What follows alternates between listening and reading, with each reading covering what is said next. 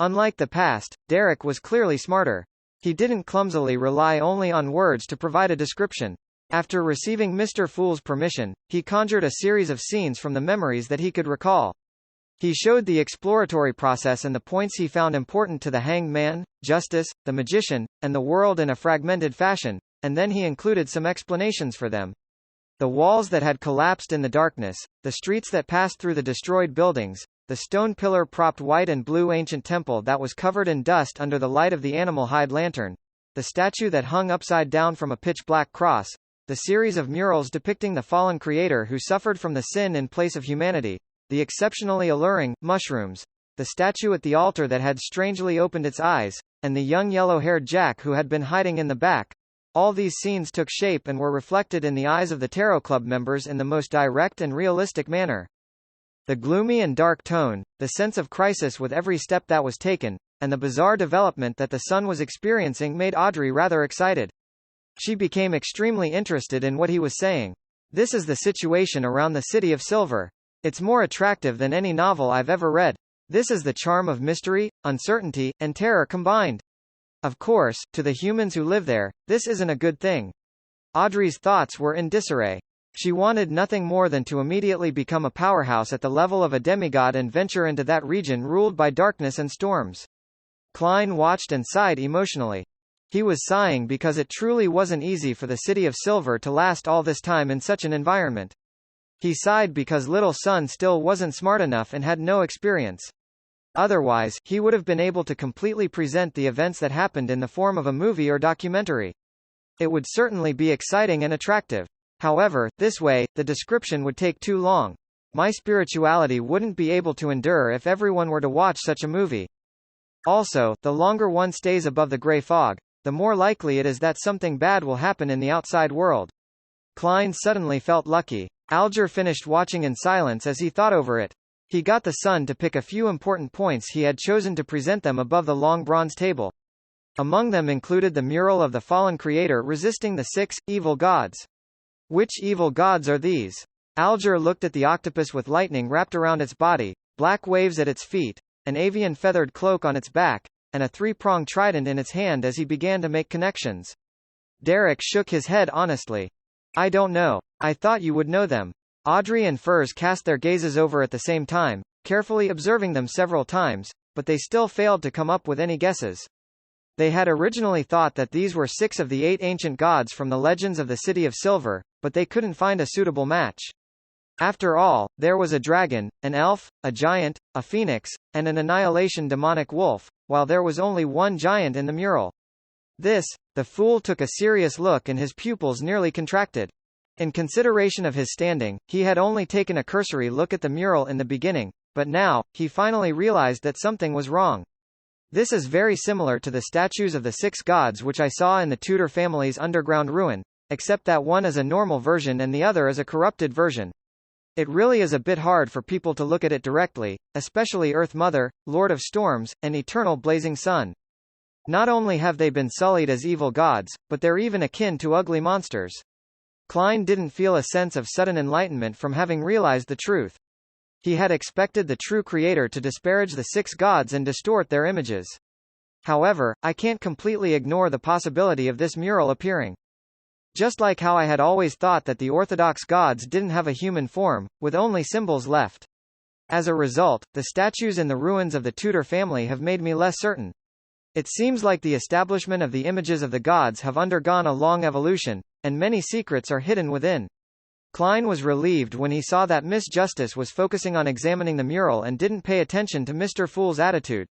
Because it involved whether or not little son could get out of the strange predicament of repeating that short period of life, he decided to tell them what he knew. Of course, the long introduction and display of the images of the 6 gods inside the underground ruin didn't fit the identity of the fool. He intended to control the world to complete this task. And this was in line with his goal of making the world and Sherlock Moriarty equivalent. The fool should enigmatically say, Evernight, Sun, Storm, Wisdom, Earth, Giant, and then give no explanation, with superfluous descriptions. Klein thought for 2 seconds and let the world say in a hoarse voice, I've seen similar statues. After attracting everyone's gaze, he paused and added, in an adventure to a 4th epic ruin. Audrey was very interested, but she maintained her basic level of restraint. Mr. World, what kind of statues were there? Can you show it to us? Of course, if you aren't willing to, or if you require compensation, it's negotiable. There's no need, as this might also solve some of my doubts. The World smiled darkly. He acted by making a request to Mr. Fool, and when he got permission, he conjured the statues of the 6 gods and their corresponding sacred emblems. With her head against the full moon, the lady, who wore layers upon layers of hazy dresses that didn't repeat, gave off an exceptionally beautiful feeling. On her long black skirt, there were also specks of starlight, as if it were a night sky, and on top of that, that iconic Evernight sacred emblem. Audrey immediately recognized her to be the Evernight goddess she worshipped. This statue was most similar to the evil god in the upper left corner of the mural, but its face was more human, and there were no strange eyes hidden around it. What sacrilege! This is sacrilegious to the goddess. Audrey was a little angry, but she quickly calmed down. As the most infamous evil god, it's expected that the true creator would let his followers disfigure the goddess. But, why would there be a humanoid sculpture of the goddess in the underground ruins? Isn't it said that the Orthodox gods only have symbols? Audrey frowned slightly, lost in thought. Alger felt somewhat enlightened as he said with a sigh, so the murals depict the distorted images of the 6 gods. They really had humanoid images in the past. Perhaps this is the reason why the churches have always been trying to find the forsaken land of the gods. As for the forsaken land of the gods, it's most likely hidden in the depths of the Sonia Sea. Yes, it definitely doesn't exist in a normal state. Otherwise, it would be impossible for the deities to not notice it. Alger added silently inwardly. The son was first taken aback before he came to a realization. Mr. Hanged Man, are these the deities that all of you mentioned before, the Evernight goddess, the Lord of Storms? Yes, the Hanged Man gave an affirmative answer. What do they have to do with the apocalypse? What does it have to do with our land being forsaken by the Lord? Derek subconsciously pressed. Unfortunately, no one could answer him. Furs raised her hand in confusion. Why is there no god of steam and machinery? This was the god she believed in. In the northern and southern continents, the 7 gods had always been equal. Rumor has it that the god of steam and machinery, also known as the god of craftsmanship, wasn't born until the 4th epoch. From the looks of it, it's true, and the time node at which he was born seems to be in the late 4th epoch, not in the early or mid-4th epoch. The Hanged Man said, a mixture of explanations and guesses. He had an unconcealable enthusiasm for such topics. So that's the case.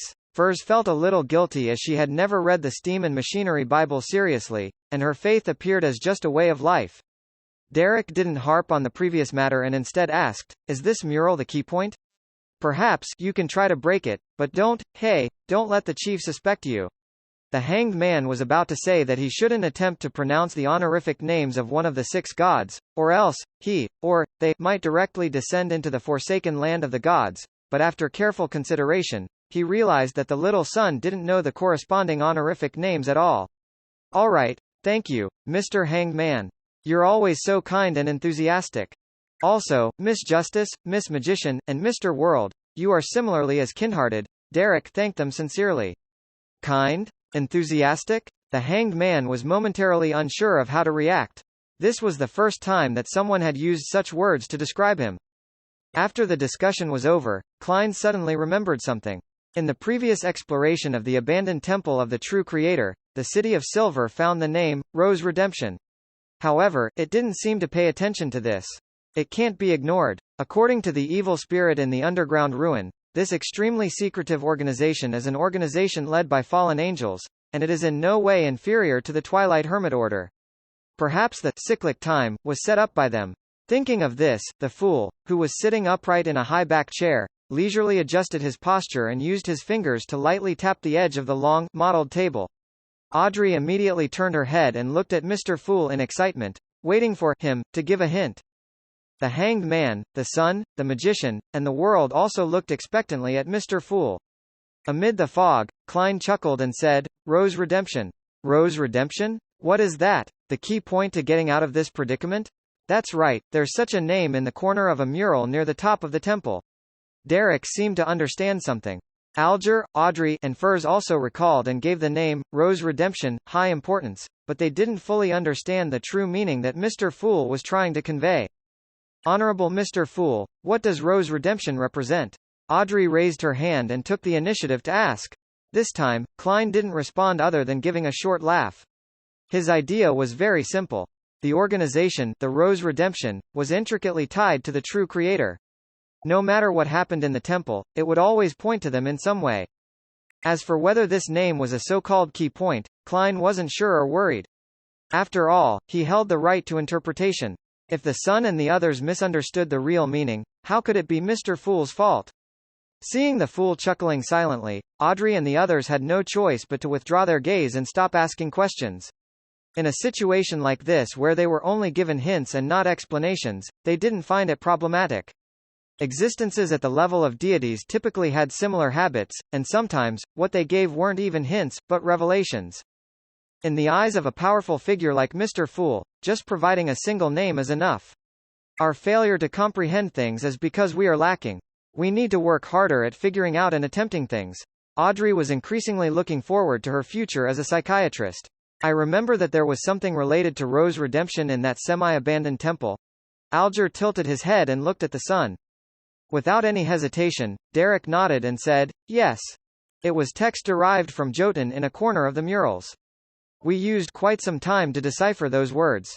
Text derived from Jotun. Alger hadn't paid much attention to this detail before, but he couldn't help but make connections at that moment in time.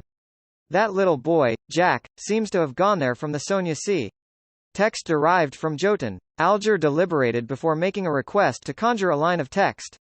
Those words were in ancient Phasak, the origins of the northern continent's language, and they meant, Rose Redemption. Derek took a closer look and was stunned. It's very close, but the way that the words end is handled differently. Mr. Hanged Man, is this a language from where you come from? As he spoke, Derek conjured the text on the mural again.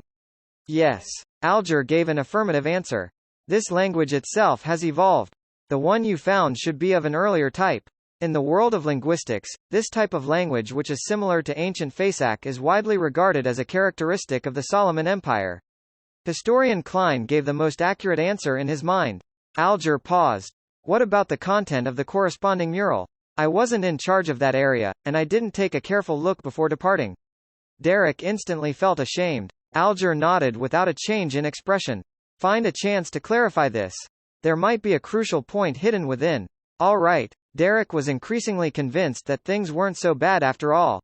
Seeing that he had relaxed quite a bit, Audrey was a little curious and a little puzzled as she asked, Mr. Hanged Man, if that young boy named Jack is the child of the listener you described, why would he be able to communicate with the sun and the others? After discussing the corresponding terms for Rose Redemption, she was completely certain that the City of Silver used a different language compared to the other countries in the northern and southern continent like Loan. And above the grey fog, everyone is able to communicate fluently, without any gaps in communication. It's all thanks to Mr. Fool's powers. Audrey praised in her heart. Alger scoffed as he looked at her. Miss Justice, you haven't experienced any Beyonder events, have you? Jack has already become such a terrifying monster, so what else can't he change? Trust me, there are times when language knowledge is very easy to obtain, with it taking just a second or two. Quote. Audrey blinked, feeling that she had once again exposed that she didn't have much experience or knowledge in mysticism. After this matter came to a close, the tarot gathering resumed as per the usual schedule. Audrey looked towards the end of the long bronze table and said, Mr. Fool, this time there are 3 more Russell diary pages. I still owe you 7. Upon hearing that, Furs hurriedly added, Mr. Fool, I also received some responses. There will be new Russell diary pages the next time.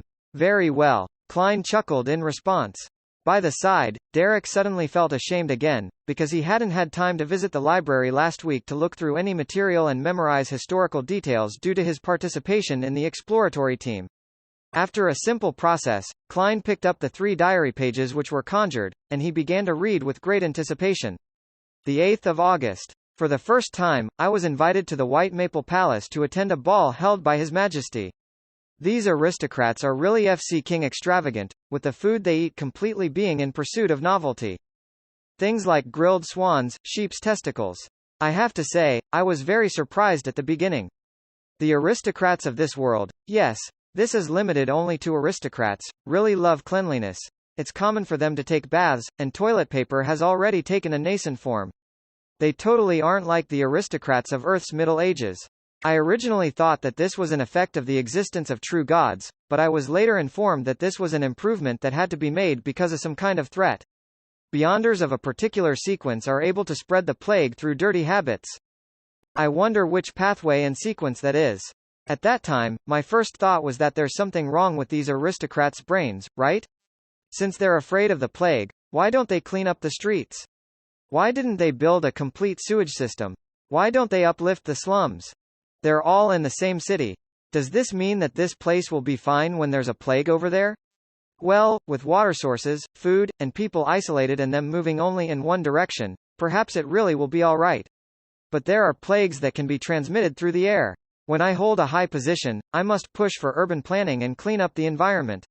Even without the plague, just living in such a stinking city is still very annoying. Oh right, I've been summoned tonight by His Majesty. I thought that since I was born on earth, I, who received an education of all men being equal, would be neither humble nor arrogant and appear rather calm. But in fact, I remained very nervous and excited, unconsciously bending my waist and bowing my head. Of course, I know that in terms of dignity, I'm equal to the king. This is the charm of power.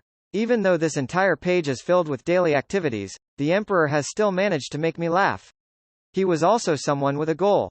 Indeed, even for someone born in the modern world, they will still become apprehensive and sycophantic when faced with someone of high status, a person who can influence their fates. Klein smiled, his mood much more relaxed. He turned to the second page and continued reading. The 11th of November. About to advance to sequence 4 to become a demigod. After this, as long as I don't lose control, then my life's natural order will experience a qualitative change. I would no longer be a short-lived creature. Of course, different sequences of different pathways will be in different states. I faced two choices. One as alchemist of the Savant pathway, and the other as mysticologist of the Mystery Prior pathway. Eventually, I chose not to change pathways since the hidden sage is a very dangerous existence. However, I ultimately suspect that he isn't a real deity. Perhaps he is of a slightly lower level. After becoming an alchemist, I will be able to inject soul into the items I create and give them life. This is the feeling of being a creator. It will definitely be excellent. It's also the reason why I continued choosing this Byander pathway. After obtaining this sequence's Byander characteristic, I should be able to complete more of my concepts. There will come a day when the saying, "It's not that we aren't working hard, it's just that the cheat has a Gundam." It will be a Gundam in the truest meaning of the word. The only problem is that the corresponding ritual of alchemist needs to extract all the life force of a particular region, desertification of the land and the drying of lakes. Why is this not much different from a cult sacrificial ritual? I've always felt that the potion sequence system has too many dark and crazy parts to it. Occasionally, it would be so evil that it can make one despair. The Emperor also feels the same way. Seeing this, Klein couldn't help but sigh. Sometimes, he also felt that the background color of this world was grayish-black and crazy. Things like the law of Byander characteristics conservation and indestructibility, the laws of pathway convergence, and interchangeability of close sequences all bring about change that leads to tragedy. Alchemist is a very interesting sequence. Alchemical life sounds forbidden and is a domain very close to that of deities. I wonder if the Emperor made any Gundams before he was assassinated. Probably not. Klein's thoughts drifted away for a moment. He was rather curious about the ritual of becoming a demigod like high-sequence Byander. Unfortunately, Roussel didn't record much of it. After all, it was a diary, not a notebook. Sequence 4 Mysticologist of the Mystery Prior pathway sounds good too. Klein turned over the second diary page and displayed the third page in front of him. The 23rd of April. This bunch of aristocrats really are a mess. I even thought that Mam Karen had seduced me for sex because she had taken a fancy for my inner self. But who knew that her husband, the Earl of Champagne, was peeping in the opposite room? He was even thrilled and even F. King wanted to FK me. You're reading on all novel full thanks. I'm sorry, but I just can't accept it, so I had to kick him out of the room. Compared to their family, I'm just a pure child. Klein was momentarily speechless. He felt that the private life of Emperor Roussel was really filled with excitement and that many of the Intis aristocracy were also sufficiently eccentric. If some aristocrat tries to seek novelty and finds a curly-haired baboon, some kind of disease might even be born. Klein sighed and looked down. The 25th of April. To cultivate my character and hone my mind, I went fishing at Swan Lake. I hope that one day I can go fishing at sea for a mermaid. Sigh, I've been quite depraved recently. I have to invigorate my spirit and invent more things. I can't leave any gaps. Since I transmigrated to this world, I will brand this era with my name. Ellipsis. Emperor, it's better if you had fallen into depravity. Klein's mouth twitched without any intention of making comment. Then, he calmly looked at the last diary entry on the last page. The 26th of April. Zaratul came visiting. I deliberately asked him what a miracle was. He asked me in return about what I thought it was. What I think it is. There is only one miracle in my heart, and that is the wonders of civilization. For example, the great Twilight Hall of the Fasak Empire, the former residence of the giant king, Ormir. Zaratul finally gave a direct answer. He said, "What is a miracle? A miracle is to be resurrected from the dead." A miracle is to be resurrected from the dead? Klein suddenly remembered what had happened to him. The head injury of a man who shot himself in the head miraculously healing. A Beander who, having died from having his heart crushed, crawled out of his grave in the middle of the night. Are these considered miracles of being resurrected from the dead? Is this the miracle the leader of the secret order, Zaratul, spoke of? And sequence 2 of the seer pathway is called a miracle invoker. At this moment, Klein felt like he had grasped something important, but he was unable to piece together all the clues to form the truth he wanted. As I had guessed before, there are other factors at work for my choice of having seer as my beginning sequence. My greatest support is the mysterious space above the gray fog which happens to eliminate all interference and provide seers the most coveted environment. My characteristic of resurrection also seems to have come from the gray fog as well. When I came to Backland, the events in which Nimblewright Master Rosago was involved in were naturally drawn to me, which is consistent with the convergence of Beander characteristics of the same pathway. The higher quality it is, the stronger the attraction as the effects appear intermittently. The sudden change in the Antigonus family notebook's style of passing key information to me, related to the main peak of the Hornassus mountain range via the Misfortune cloth puppet, might also be a result of such elements. Combined with the other miscellaneous phenomena, does it mean that this mysterious space has a very close relationship with the seer Beander pathway? That this is a grade 0 sealed artifact of the corresponding sequence? Or perhaps it's a divine kingdom left behind by a sequence 0 of the same pathway? There's also the possibility of it being the so-called uniqueness of the seer pathway. Klein moved his gaze away from Russell's diary, his anticipation for advancing to a high sequence Beander increasing. He wondered what he would discover in the hidden area after he completed the staircase of light. Perhaps the reason for my transmigration and the way home will be found there.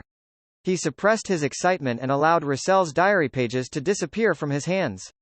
At the same time, he became increasingly wary of the leader of the secret order, Zaratul. He was a powerful existence that had long since become a miracle invoker from the seer pathway many years ago. There might be times and matters that have his fingerprints hidden all over them.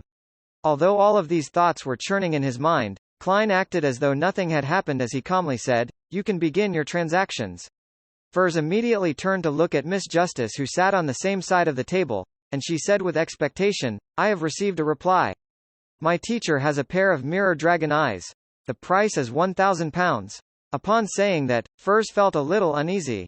This was because Dorian Gray Abraham's reserve price was £800, which was already at a premium above the usual £500 to £600. And on that foundation, she had added another £200. After attending so many tarot gatherings and all kinds of Beander circles, I finally understand one thing. Just like Emperor Russell said, money isn't omnipotent, but nothing can be done without money. Although I've already received the fixed payment for my new book and have savings reaching £350, there's still the Spirit Eater stomach pouch awaiting me. There's also all kinds of expenses needed for sequence 7, 6, 5, and even 4. The meaning before Mr. Fool's secret hint is that I should be able to be freed from the curse of the full moon once I become a high sequence Beander. Even if I can find some of them through teacher, I can't fully rely on him and the Abraham family. In this regard, saving up money on my own isn't enough, and efforts must be made to make money. The price of £1,000 is really expensive. If Miss Justice wishes to bargain, I'll later tell her that teacher agreed to lower the price by £100 after repeated negotiations. As Furs waited for the reply, she consoled herself. £1,000? Audrey never expected to receive news for the psychiatrist potion ingredients so quickly, so she subconsciously asked in a confirming tone. Without waiting for a reply from Furs, she happily added, "Okay, deal." Although she still owed Viscount Glaint a final installment and still owed the Fool's Adorer £2,000, she would officially be declared an adult at the New Year's ball. Not only would her control over her wealth be greater than ever before, but she would also receive many valuable gifts, such as the one promised by her father, Earl Hall, a few days earlier. He had promised to give his dear daughter a further £50,000 in Backland Bank shares and more than £2,000 in cash. Hence, £1,000 wasn't a number that she was bothered with. Audrey had originally asked Mr. Fool to extend the payment period of the £2,000 to February or March in order, on the one hand, to pay off her debt to Viscount Glaint, and to save up money as discreetly as possible without arousing suspicion. On the other hand, she had to set aside an additional budget for the ingredients of the psychiatrist potion. Now was the time to use the budget. At most, I'll have to tighten my belt like how I did for the past few months. After March, there wouldn't be any problems. Audrey thought, not troubled at all. She agreed? She agreed. Furs was both happy and confused. Furs asked Mr. Fool to bear witness to the transaction and arranged for Miss Justice to make the payment first before she delivered the Beander ingredient on Wednesday. As Furs decided to head for Pritz Harbor immediately upon receiving the cash, without wasting any time in the middle, she looked at the three gentlemen, the Sun, the Hanged Man, and the World. Does anyone have any information on the Spirit Eater stomach pouch? After calming down, she discovered that with her experience in the acting method, she could digest the excess Beander characteristic much faster than she had expected. 1 week was almost equivalent to 2 weeks of the past. In about 10 days, she would be able to completely digest and resolve the problem. When she gathers the ingredients and advances to Trickmaster, she felt that she would be able to perfectly pass the first test given by her teacher, Dorian.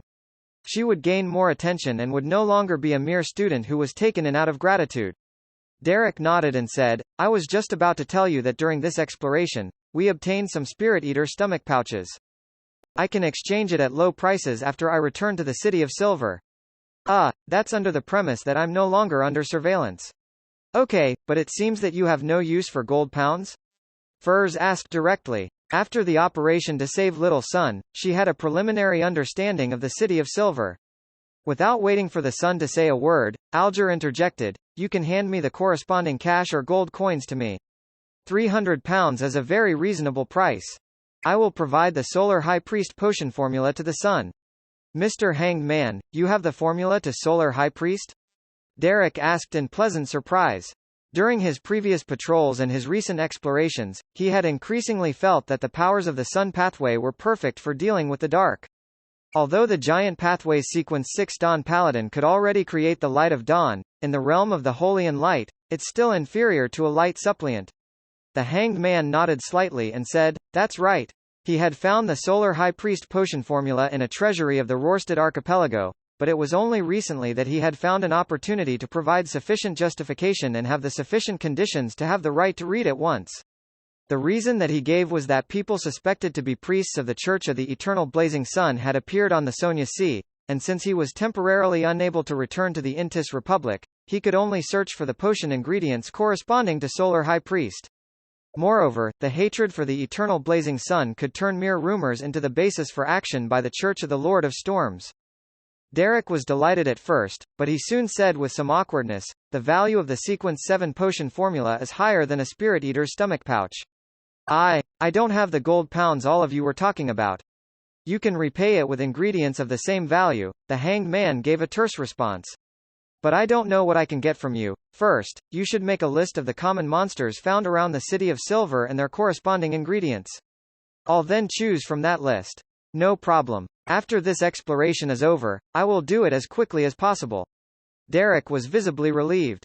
By the side, Klein wanted to facepalm, but in the end, he didn't manipulate the world to break the deal. It was because he also wanted to know what kind of monsters and ingredients were common around the City of Silver. As Audrey secretly sighed, the Hanged Man looked around and raised his request. I need a pair of dragon-eyed sea condor eyes. I'll pay the necessary compensation. He only mentioned the dragon-eyed sea condor eyes. In other words, Mr. Hanged Man has clues regarding the Blue Shadow Falcon's crystalline feathers. He really does have many channels and resources. Audrey, who had seen the potion formula for Wind Blessed, thought with some enlightenment. After the transactions came to an end, they began to freely exchange information about their areas, and the end of the tarot gathering quickly approached. During the process, the World inquired for clues about mermaids and obtained an answer similar to the one he had received from Sharon. When everything was over, Klein, who had been watching quietly, thought it necessary to warn Miss Justice and Miss Magician. A terrifying object that is suspected to be a Grade 0 sealed artifact has appeared around Prince Adesic. It might even involve 008, which would definitely not be a simple matter. Furthermore, the last time a similar situation occurred, Tingen City had faced the threat of an evil god spawn, and it had almost disappeared from the map. Hence, now there's also a hidden danger in Backlund. Klein thought for a few seconds, making the World say in a hoarse voice, "Ladies and gentlemen, I have recently received some information that a major event is brewing in Backlund. This will bring about a great deal of unrest and may lead to a tragedy." "What's the major event?" Audrey asked with concern. Unknowingly, her brow had begun to slightly furrow. "I don't know." The World shook his head calmly. "Where would the element of unrest and the possible tragedy come from?" Furs asked nervously. From the previous gatherings, she had confirmed that Mr. World's sources were trustworthy. The World acted stumped as he shook his head and said, "There's contradictory information, making it impossible for me to give a definite answer." Upon saying this, he looked up and earnestly cast his gaze towards the figure within the grey fog at the end of the mottled table. "Honorable Mr. Fool, your adorer in Backlund must have detected something, right?" Everyone's eyes immediately focused towards the end of the long bronze table, with everyone feeling different feelings: curiosity, worry, anticipation, and tenseness. With the attention on him, Klein leaned back and said in a casual tone, "Adesic Augustus." "Prince Adesic Augustus? What connection does he have with the danger that might lead to tragedy? Moreover, this matter seems to have received the attention of Mr. Fool." Audrey instantly matched the name with a face, giving rise to great worry and doubt in her. In her opinion, things that caught the attention of Mr. Fool were either very dangerous, extremely secretive, or had far-reaching importance, and were by no means simple. For example, the true creator had attempted to descend upon Backlund with the help of Lenivus and the harsh conditions of East Borough's factory district, Emperor Russell's Dark Emperor card, or the death of the Duke Negan, and the Twilight Hermit Order. Taking these examples into account, Audrey had good reason to believe that, if not handled well, or given too little attention, the major event involving Prince Adesic would inevitably lead to a very, very terrible storm. Yes, Prince Adesic hasn't bothered me for quite some time, and I was only relieved by that and didn't think too much about it. Now, it does seem a little problematic. At the previous ball, he still warmly kept me back to discuss some boring topics, trying his hand at pompous bad humor. But just 2 or 3 days after that, he turned rather cold and had even deliberately avoided me. I have to find a chance to ask father about him, but I can't show too much curiosity, or else it might be very possible that he would agree to the royal family's marriage request. Audrey recalled some details, and she suddenly felt her shoulders sink from the weight. She had never liked Prince Adesic, including his 2 elder brothers, and she had no intention of becoming a princess consort. As for the reason, it was very simple. The followers of the Evernight goddess couldn't accept that the Augustus family had believed in the Lord of Storms for generations, which meant their arrogance, pomposity, contempt, and eccentricity against women had penetrated deep into their bones. It was hard to change them, which was the one thing Audrey couldn't tolerate the most. When she thought of the strict, ancient, and extremely conservative environment she would find herself in after becoming a princess consort, Audrey felt that she would surely go crazy and flee, disregarding everything else. So, she wasn't moved at all by the rather solicitous flattery of the princes. She was even very repulsed. Adesic Augustus. The last name implies that he's a member of the royal family. I vaguely remember that he's a prince? What dangerous matter is he going to do? I have no way of coming into contact with him. Right, I can ask Miss Audrey and Viscount Glaint for help, but I have to think of a reason ahead of time to prevent any suspicion from them. Furs frowned slightly as she interpreted Mr. Fool's words. Alger was very interested in the matter, but he didn't dare to ask Mr. Fool, who was obviously just providing a hint. He could only ponder to himself for 2 seconds before saying to Justice, the Magician, and the World, "The atmosphere over the sea isn't calm either. It might have a connection with Backlund, just like those machines." His words were completely baseless. He simply wanted to exaggerate the degree of the danger and let the 3 Tarot Club members in Backlund investigate it diligently. I have to say that Mr. Hanged Man has acted in concert so well.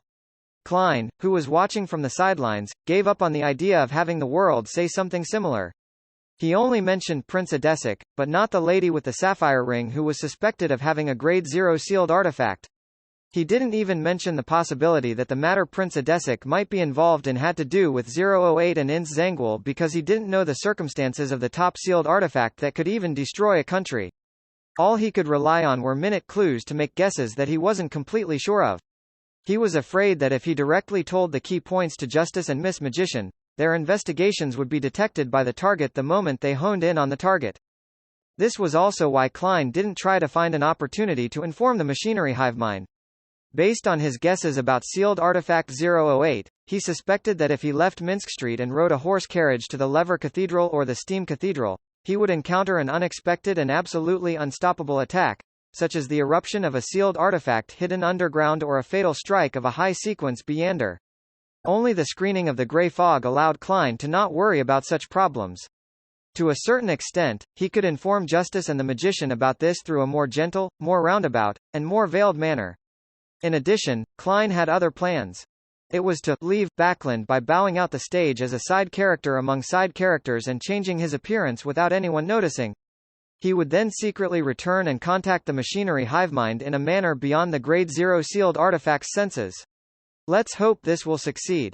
I hope there's a chance of finding Ince Zangul. Yes, the premise is that he is indeed involved in this matter. Wait a minute, while Mr. Azik was after Ince Zangul, he had a conflict with MI9. He became secretly wanted, and MI9 has always been considered to be a pro-royal faction in the military. A series of coincidences revolving Prince Adesic is rather similar to the features displayed by sealed artifact 008 in the past. This seems to indirectly confirm Ince Zangul's existence. Klein closed his eyes, and the bright boots and pale hand flashed back to him. He leaned back in his chair, his lips curving upward. Ladies and gentlemen, we shall meet next week. Ellipsis.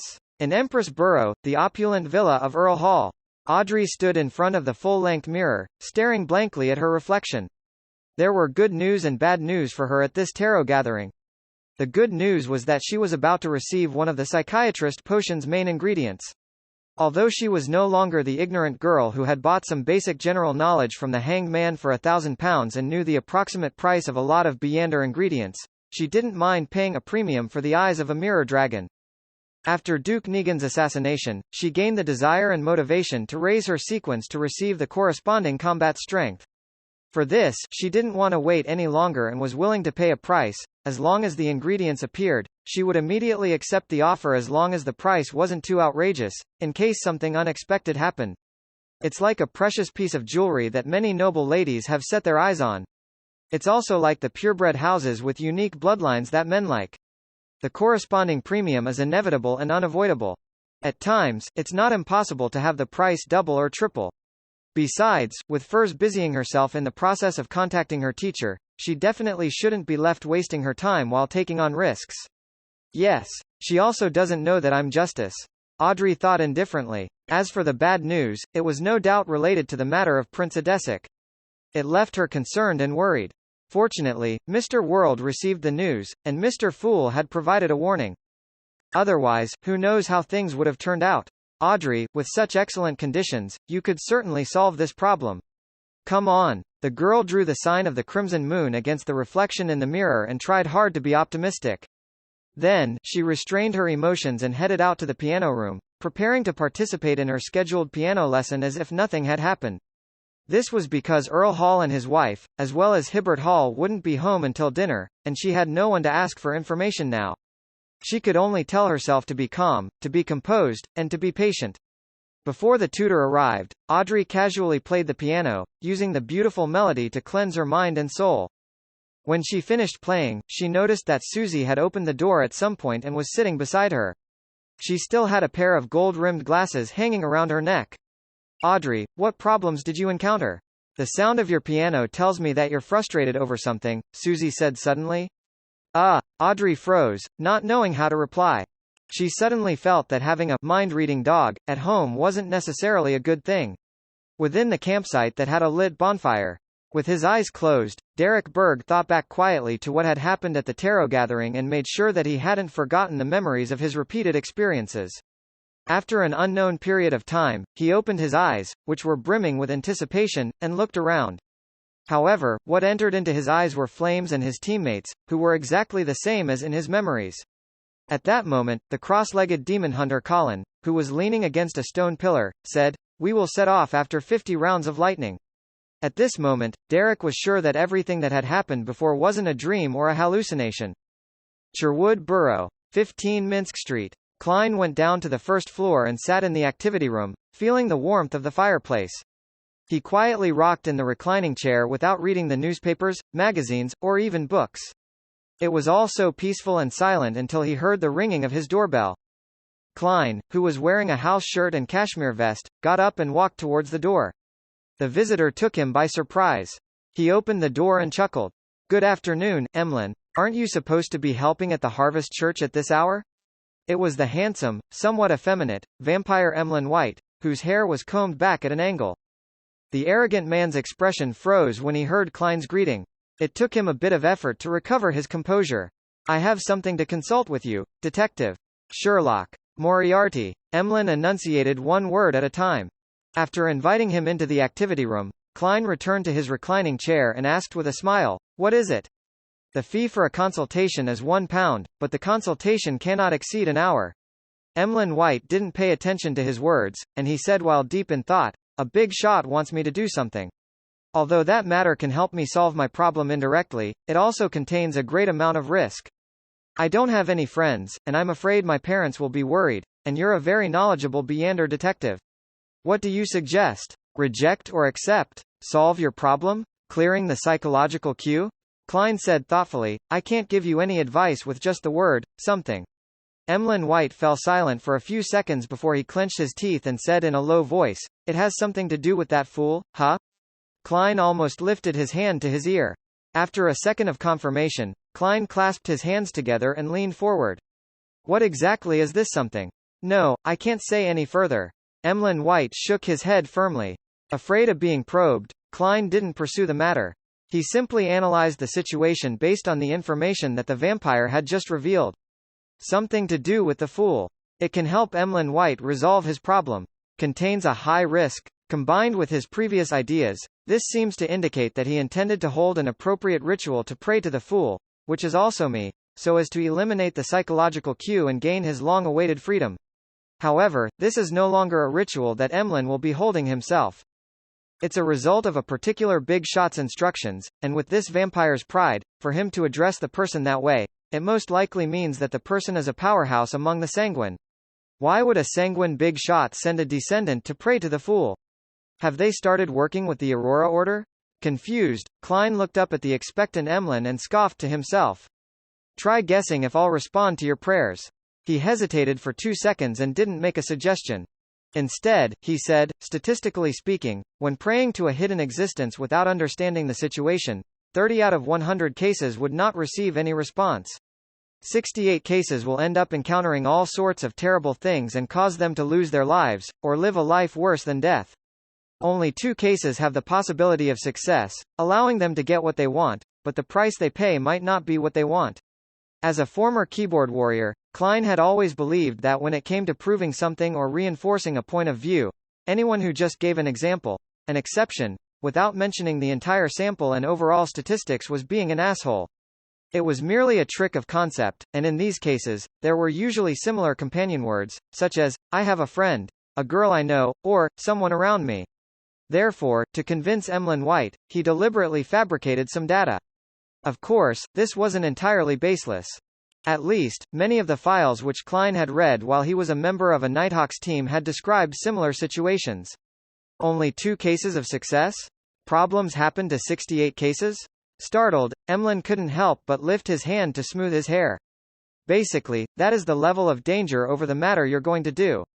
If you have malicious intentions, the risk is even higher than this, Klein replied sincerely.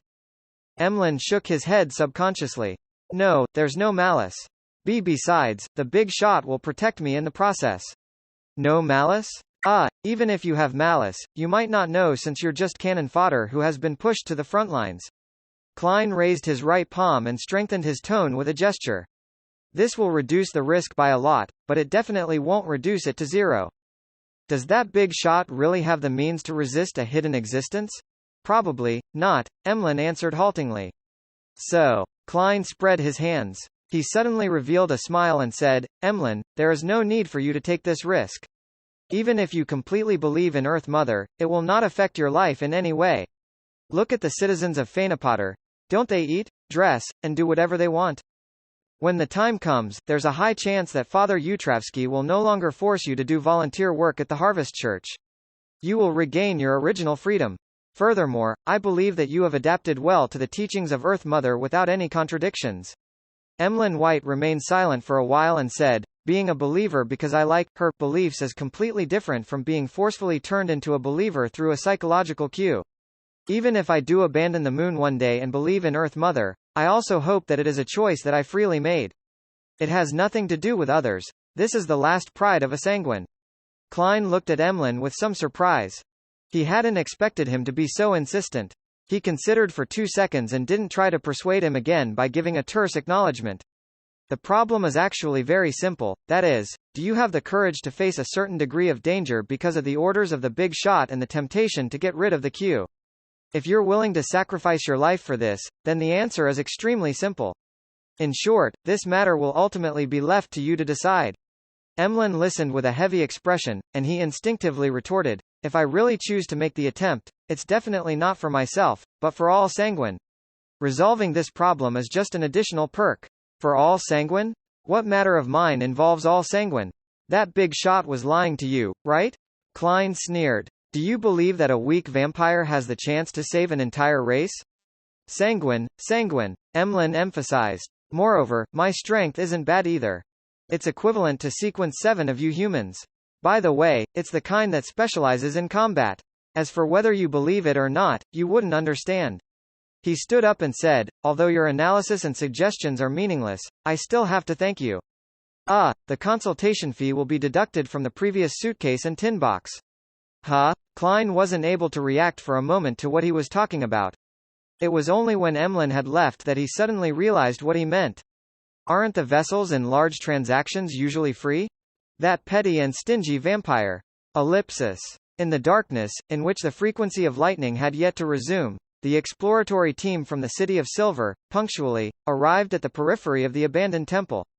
Derek remembered that during their first operation, all the animal hide lanterns had been extinguished here. The entire team fell into pure darkness, and he had also heard the creepy cry for help coming from the depths of the temple. According to the conjectures from Mr. Hanged Man and Miss Justice, this might be the starting point for our repeated cycles. But why would we wake up in the campsite outside the city and not directly here? Remembering the discussion at the tarot meeting, Derek raised his arm and prayed secretly, as suggested. A pure light suddenly burst out from his body, causing Joshua and the other members of the exploratory team to quickly assume battle positions. What happened? Demon Hunter Colin drew his sword and asked in a deep voice. Derek looked left and right in horror, and said, Your Excellency, I just heard a child crying, save me, save me. He wanted to test if this was a key point. And now? Colin asked warily. I don't hear it anymore. Derek listened carefully. Demon Hunter Colin glanced at Joshua and the others from the corner of his eye. Did any of you hear it? No. The exploratory team members shook their heads. After pondering for a few seconds, Colin came to a decision. He took out a dark blue metal bottle from the secret compartment in his belt and smeared the colorless, viscous liquid on his sword. Then, he stabbed upwards with his sword. Suddenly, the sky lit up. Streaks of silver, snake-like beams started to surge upwards, quickly spreading in all directions. The silver-white light instantly enveloped all the members of the exploratory team, as if illuminating the darkest corner of every single one of them. With a sizzling sound, the silver serpents drilled into the void, heading off into the unknown. Everything calmed down very quickly, leaving only the dim light of the animal hide lantern scattered in silence. Colin narrowed his eyes. Whatever he attempted had sensed something unknown. After a full 5 seconds, he raised his hand and pointed forward. From now on, we can't afford to be careless. We have to be on full alert. Such familiar words. This isn't the key to breaking out of this predicament. Derek calmed his heart and followed the team into the half-deserted temple without any delay. This time, he learned his lesson and didn't look at the face of the fallen creator. In the process of inspecting the ground, he managed to get himself to investigate the area where the mural was by being proactive. He held onto the animal hide lantern and the axe of Hurricane in his hands as he and one of his teammates began to take action as a small team. He finally reached his destination after passing through a series of mottled and crumbling walls. As the light from the animal hide lantern grew closer, the mural on the wall gradually became clearer. Derek first looked towards the corner and found the strange, memorable line of words. Rose Redemption. He silently chanted the name, raised the animal hide lantern, and carefully examined the details of the mural. On the highest area of the mottled wall was a huge, blurry, pitch-black cross. A shadow that was difficult to discern was hanging upside down on it. Against such a backdrop, there was a desolate plain. In the plains, there was a long line of people. Their destination was a distant mountain, the cross on top of the mountain, and the figure hanging upside down. Within the line, some of the people were kneeling on the ground, praying devoutly. Others had already stood up and were walking forward while facing a raging wind. Their faces were simple sketches, as though it was trying to highlight their tattered clothing. Only the leader at the front was relatively clearer. It was a tall and thin man with long, silver hair reaching his back. This man had soft facial features, his head was lowered, and his eyes were tightly shut. There were layers upon layers of wings of light on his back. Angel. A legendary angel. Derek observed the situation around the leader with excitement. Soon, he discovered a meandering, rippling river beneath the feet of the seemingly angelic man. The river kept twisting and turning, and it led back into itself, becoming the source. A cycle. This creates a cycle. Derek felt that he had caught on to something important. In the cycles of experiences, there was actually a circular river in the mural on the wall. The latter was obviously hinting or revealing something. Derek looked up and saw the silver-haired angel with an uncountable number of wings. There was a touch of indifference in the gentleness of his face, as though he was looking down at a river, looking down at fate. Is this the true meaning behind Mr. Fool's hint? Derek thought for a moment and decided to give it a try. If he succeeded, he planned on blaming all his anomalies on the boy, Jack. If he failed, no one would remember what he had done. Under the stunned gaze of his teammates, Derek raised the axe of Hurricane and viciously slashed at the river in the mural. The lightning that had just flashed by was triggered, and the silver light fell onto the axe. Bam! Derek's axe, wrapped in streaks of silver, struck the river in the mural, causing the wall to cave in and stone chips to fly everywhere. With one strike, the river that had its source connected to its mouth completely disintegrated. Just as he was looking forward to having the cycle broken, resulting in the members of the exploratory team escaping the temple, Demon Hunter Colin's figure phased away and appeared before him, his face grim.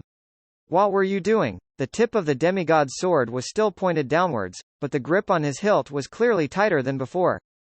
Thinking back to the collective wisdom of the Tarot Club members, Derek said, half doubtfully, and half fearfully, "Your Excellency, a black shadow flashed past here just now." It's true. It looked like the figure of a child. Without looking away, Colin Iliad asked another team member, Hyam, did you see it? The exploratory team member named Hyam subconsciously moved closer to the chief, firmly shook his head, and said, No, I didn't see anything.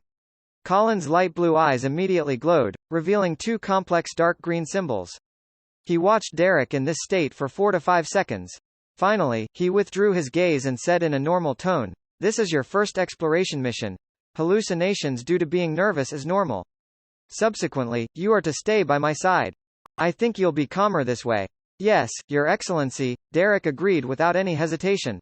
Having just made an attempt, he confirmed that the mural wasn't critical. The Rose Redemption that Mr. Fool suggested likely hides a deeper meaning. It's not that simple. Derek walked silently beside Chief Colin with the axe of Hurricane in hand.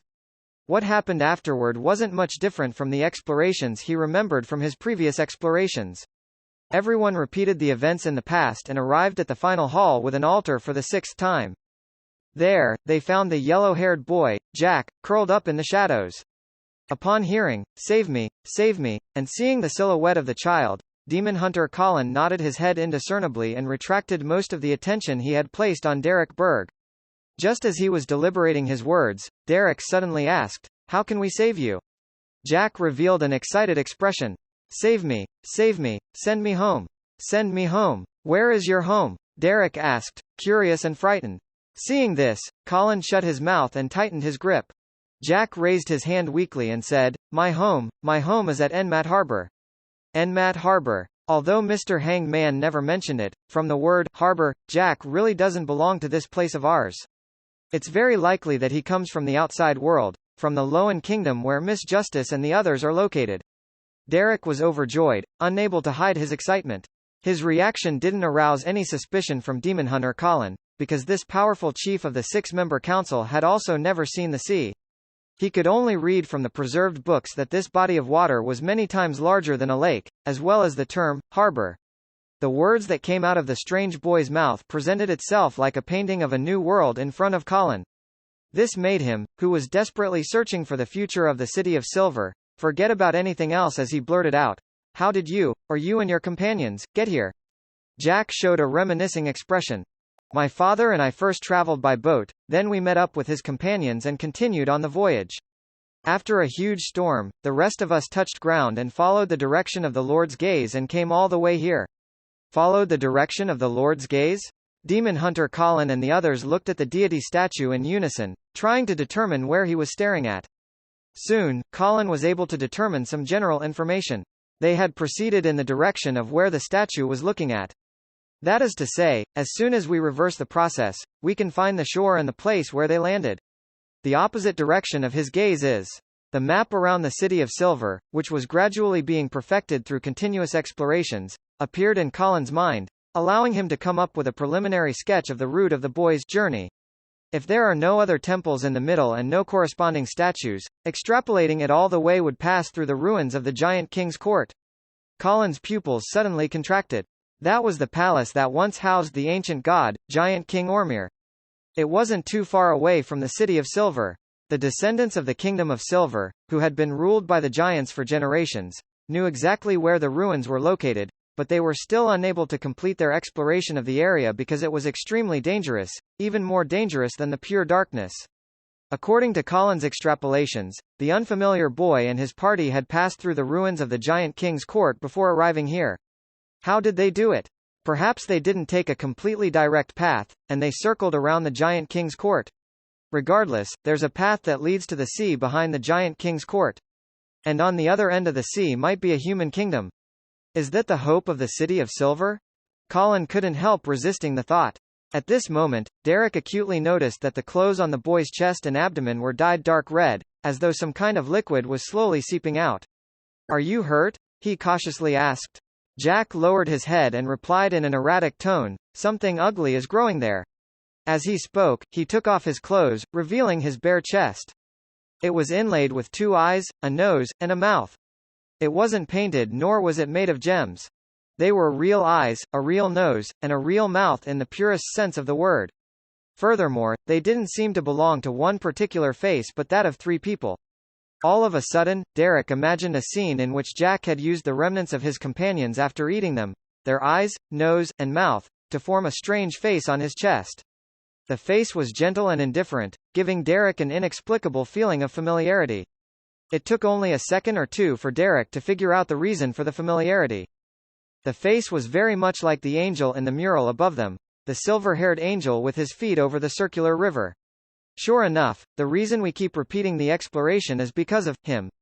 A thought struck Derek, and he blurted out a single word, as though he was going to blurt the incantation to extricate himself from the predicament. Rose Redemption, he solemnly shouted. Jack raised his head and stared at him, his mouth slowly grinning wide before reaching his ears. I'm so hungry, so hungry. Derek froze as he saw a fierce battle ensue. When he regained consciousness, he found himself sitting by the bonfire in the campsite again. Rose Redemption isn't the incantation. He began to reflect deeply. The 7th exploration soon began. Derek, who had made an attempt, no longer behaved strangely, but he proactively sought to investigate the Rose Redemption mural. As usual, the exploratory team entered the underground hall with the altar and the deity statue. They found the obviously strange little boy, Jack. After a similar conversation, Derek once again saw the human face that had been pieced together with the facial features of other people. Now experienced, he didn't take any actions which could agitate the boy. He lowered his voice and said to Demon Hunter Colin, Your Excellency, the face on his chest is very similar to the angel in the mural above us. It's the angel with silver hair whose feet are above a river that is connected from mouth to source. Yes, the mural which is labeled, Rose Redemption, at the corner. Colin was taken aback at first before he frowned.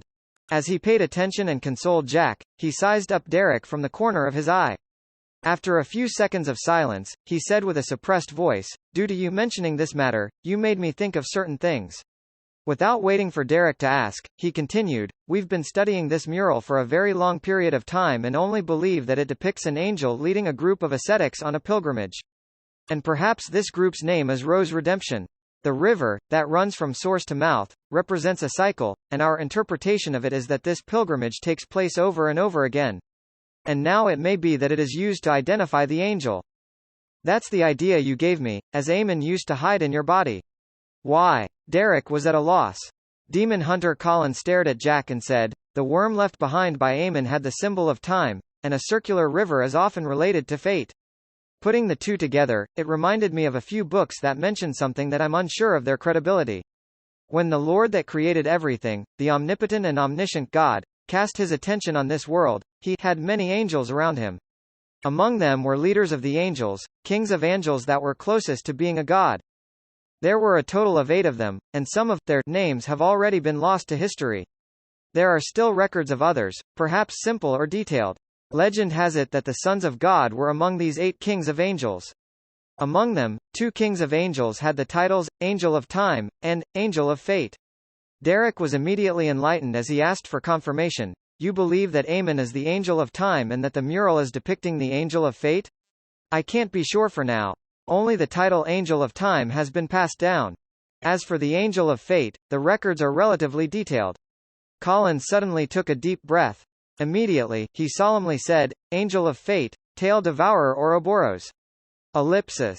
In the evening, within the Odora family's underground structure, Emlyn White looked at the iron-black coffin and said to the ancient sanguine inside, "Lord Nibs, I accept the ancestors' mission." Nibs replied in his aged voice, "Very good. When do you want to begin? Do you have any wishes that remain unfulfilled?" Upon hearing Lord Nibs asking about his last wishes, Emlyn White's calves went limp, and he almost regretted it. He stiffened his neck and said, "There's no need. We can begin now." The iron-black coffin with its strange patterns lay quietly in the center, and there seemed to be hidden shockwaves in the air that seemed to be silently colliding. Emlyn White stood in the corner and lit the candles according to the normal ritual procedures, burning the essential oils and corresponding herbal powders. A dense and unsteady atmosphere emanated, and after recalling the requirements of artificial sleepwalking, Emlyn lowered his head, began to enter cogitation, and repeated the honorific name of the Fool. The Fool that doesn't belong to this era. The mysterious ruler above the grey fog. The king of yellow and black who wields good luck. Ellipsis. Amidst his monotone voice, Emlyn gradually entered a magical state. His body felt relaxed and reserved.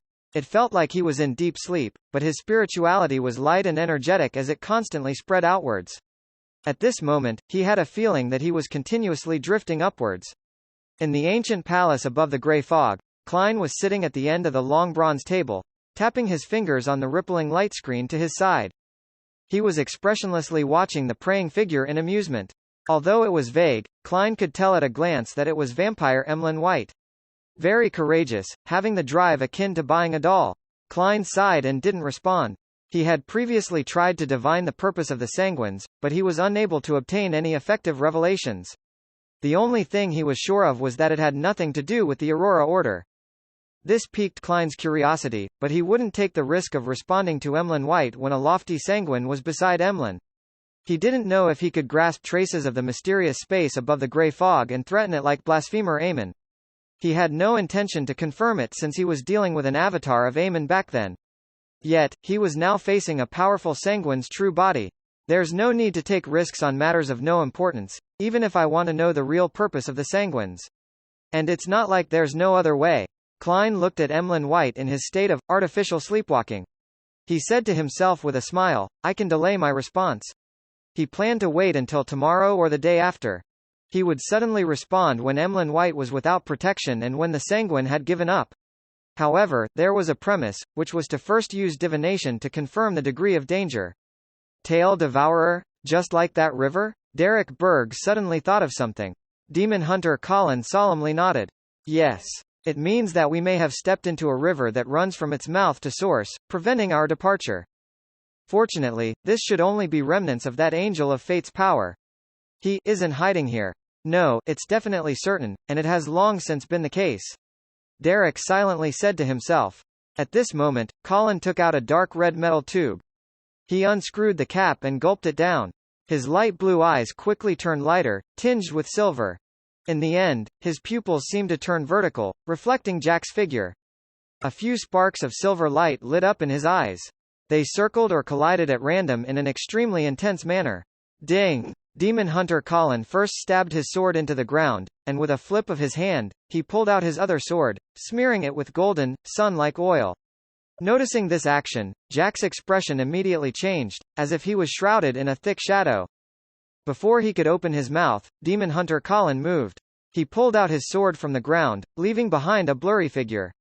The golden and silver light shone brightly, illuminating the entire underground hall. The light before the little boy was the most intense.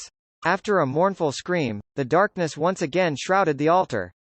Jack stood in his original spot, without taking even a step. However, the face on his chest had disappeared, leaving behind only a hole where his pulsating internal organs could be seen. A few meters to Jack's side, Demon Hunter Colin genuflected, his two swords hanging down at an angle. In front of him, the face was torn apart, reduced to scattered eyes, a nose, and a mouth. These organs spasmed and bounced like electric shocks, and soon they were still, rotting rapidly like they were supposed to. In an instant, Derek felt an invisible, aqueous barrier around him silently shatter. Almost at the same time, he seemed to have left the swift river and returned to the bank. Looking at the gloomy underground hall and the upside-down deity statue, and at Jack, who had a distorted expression and had fainted due to the pain, Derek felt a sense of joy and relief. He knew that he and the others had finally escaped the cycle of repeating their lives. Derek was well aware that although the final solution didn't seem complicated, it might have taken dozens or hundreds of repeated attempts to find the clues and solution, without knowing any clues or the problem beforehand. In the process, the slightest carelessness could lead to death, and Derek had no way of knowing if a life that was lost could experience a redo, or if they would still revive by the bonfire but would end up dead after escaping this predicament. What's even more serious is that people would always repeat the same choice, which was to say that they wouldn't be able to discover the problem in the first place. Without the corresponding memories and experience, they wouldn't detect any abnormalities even if it was the 1000th time, and they would completely lose themselves in the circular river until they reach the end of their lives due to the normal flow of time in the outside world. At the thought of such a possibility, Derek thanked Mr. Fool wholeheartedly for restoring his memory and giving him a hint. Turning his head to the side, he saw that Joshua and the other members of the exploratory team didn't show any abnormal reactions as they checked the surrounding area in a way that was similar to the sixth exploration. Perhaps it will only be after returning to the City of Silver that they would realize that they've lost a part of their lives from the difference in dates. Derek thought silently. At this moment, Demon Hunter Colin stood up, walked back to the boy's side, and took out another small metal bottle. He then poured the thick black liquid inside onto the boy's empty chest. The liquid quickly condensed into a translucent membrane, sticking to the wound and stopping the flow of blood. Hyam, Joshua, the both of you are in charge of him. Colin suppressed his throbbing hand and ordered in a low voice. To him, this was the City of Silver's hope for ridding the curse and defeating the prophecy of the apocalypse. Phew! Derek wanted to covertly thank the fool, but he realized that there was no corresponding prayer gesture. In Empress Borough, the opulent villa of Earl Hall, the sumptuous dinner glistened under the light of the candles in an alluring manner. Unlike what was imagined in the newspapers and magazines, the dinner for a great aristocratic family wasn't serious, and there was no need for silence. This was a rare occasion for family members to gather together. While eating, they would casually chat about a variety of relaxed topics in order to communicate and solidify their relationship. Audrey sliced a piece of steak which was produced from her ranch, observed Earl Hall's expression, and, without hiding her curiosity, she asked, "Father, did something happen to Prince Adesic recently?" If nothing had happened, then her plan was to pretend that she had heard irresponsible rumors that didn't correspond to reality. It wasn't uncommon for this to happen among the aristocracy. Earl Hall paused, raised his eyebrows, and asked, "What did you hear?" "There really is something." Gleaning information from her father's reaction, Audrey replied with a faint smile, "Some rumors, but they seem to be true?" Earl Hall rubbed his temples and said, "It's not a very serious matter.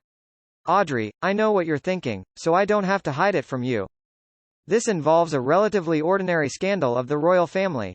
To put it simply, Prince Adesic has fallen in love with a commoner girl. This led to the death of an aristocratic descendant. The royal family has blocked the spread of this matter, not wanting to cause too much a commotion." His wife took a sip of champagne and said, "It seems he isn't mature enough. Mother is being very tactful with her criticism. It does sound suspicious. Has Prince Adesic really gotten himself involved in a dangerous situation that would bring about terrible changes to Backland?" Audrey put on a look of sudden understanding and said with a smile, "This makes me wonder. Why would the story of freedom and love involve the death of an aristocratic descendant?" Hibbert Hall kept his head lowered while slicing the tender steak and guessed with great interest, "It reminds me of the complicated love stories that are so common among the believers of the Lord of Storms. It's very common to fight for honor and for a lady. It's a tradition that has been placed into a museum." Earl Hall denied his eldest son's statement. Audrey seized the opportunity and thoughtfully said, "I don't think Prince Adesic is that kind of person, and rumors have already proliferated. Maybe that's not what they really want to cover up." "Perhaps not." Earl Hall ruminated over these words, unconsciously frowning. Knowing when to stop, Audrey didn't say anything else, and she naturally led the conversation in a different direction. She planned on probing her other noble friends about the matter. As a girl that Prince Adesic had once courted, it was absolutely normal for her to want to know the details of the matter. Whether it was curiosity or indignation, they were enough to motivate people to make such an attempt. Being unable to maintain a state of artificial sleepwalking for long, Emlyn White returned to reality in exhaustion. Opening his eyes, he stared at the iron-black coffin, then he said with a mixture of relief and disappointment, "Lord Nibs, there's no response." After a long moment of silence, Nibs finally said in a rather hoarse voice, "Okay. Stay here tonight to prevent any accidents from happening." "All right." Emlyn didn't try to insist otherwise. He spent the night in worry and trepidation, but the night was so serene and unremarkable. It silently faded only when Backland's rare winter sunshine scattered across the window. What bad weather. Emlyn left Odora's villa, lowered his hat, and mumbled while he got onto a rental carriage. His destination was the Harvest Church south of the bridge. After the carriage continued steadily for some time, Emlyn's vision suddenly blurred and he saw an endless grey fog. Then, to his amazement, he found himself in a mysterious and majestic palace, sitting at a long, mottled bronze table. At the very end of the long table, there was a figure shrouded in a thick grey fog, looking down at him from above. For a moment, Emlyn White was stiff and his mind was blank, like a marble statue sitting there. Then, he heard the figure leisurely sitting in the thick grey fog indifferently ask, "Why did you pray to me?" Emlyn's mind buzzed and he blurted out, "It's a revelation from my ancestor. She told us through a dream that the apocalypse is approaching and that we need to make preparations. And I am key in this matter. My mission was to pray to the fool." Hearing the undisguised and detailed response, Klein, who had prepared his answers, was at quite a loss on where to begin. This vampire, Emlyn White, had explained everything he wanted to know. A revelation from the ancestor. Didn't the ancient goddess Lilith perish in the second epoch, long before the cataclysm, and have her authority taken back by the creator? It was precisely because of this that quite a number of vampires tried to pray to the primordial moon, resulting in an extremely tragic outcome. Moreover, Mr. Dorr had also mentioned that the moon card is empty, indicating that, on the one hand, the primordial moon is most likely the embodiment of some other deity or powerful devil, while on the other hand, it indirectly proves that the ancient goddess Lilith has lost her sequence 0 position, which is generally equivalent to dying. Klein instantly connected the dots. He originally imagined that Lilith, who responded to the Sanguine's prayers on particular matters, was a relic from the ancient goddess, such as the uniqueness of the moon pathway. Thus, it would be rigid, passive, and extremely restrictive, but now, its initiative of providing a revelation had overturned his guess.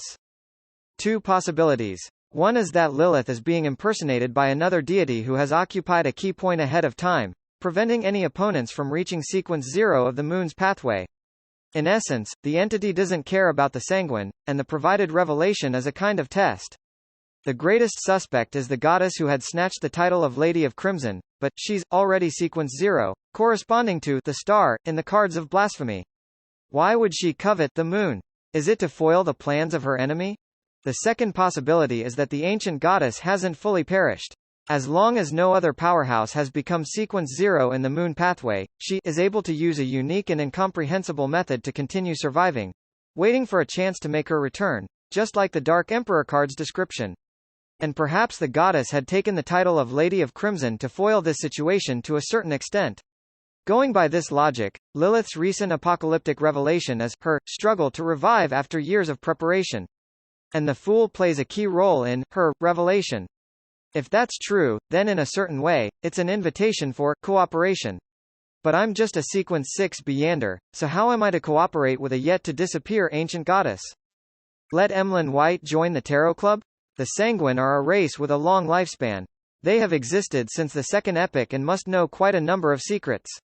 However, that would be me taking quite a risk. Yes, it would be possible to divine whether or not to pull Emlyn into each gathering ahead of time. Yes, there was a similar apocalyptic prophecy in the sites in the spirit world from Yellow Light Venathan. He also pointed out that the Abraham family's curse would be removed by an apprentice who has the help of a hidden existence. This matches Miss Magician's present stage. She is an apprentice who has received the help of me, the Fool.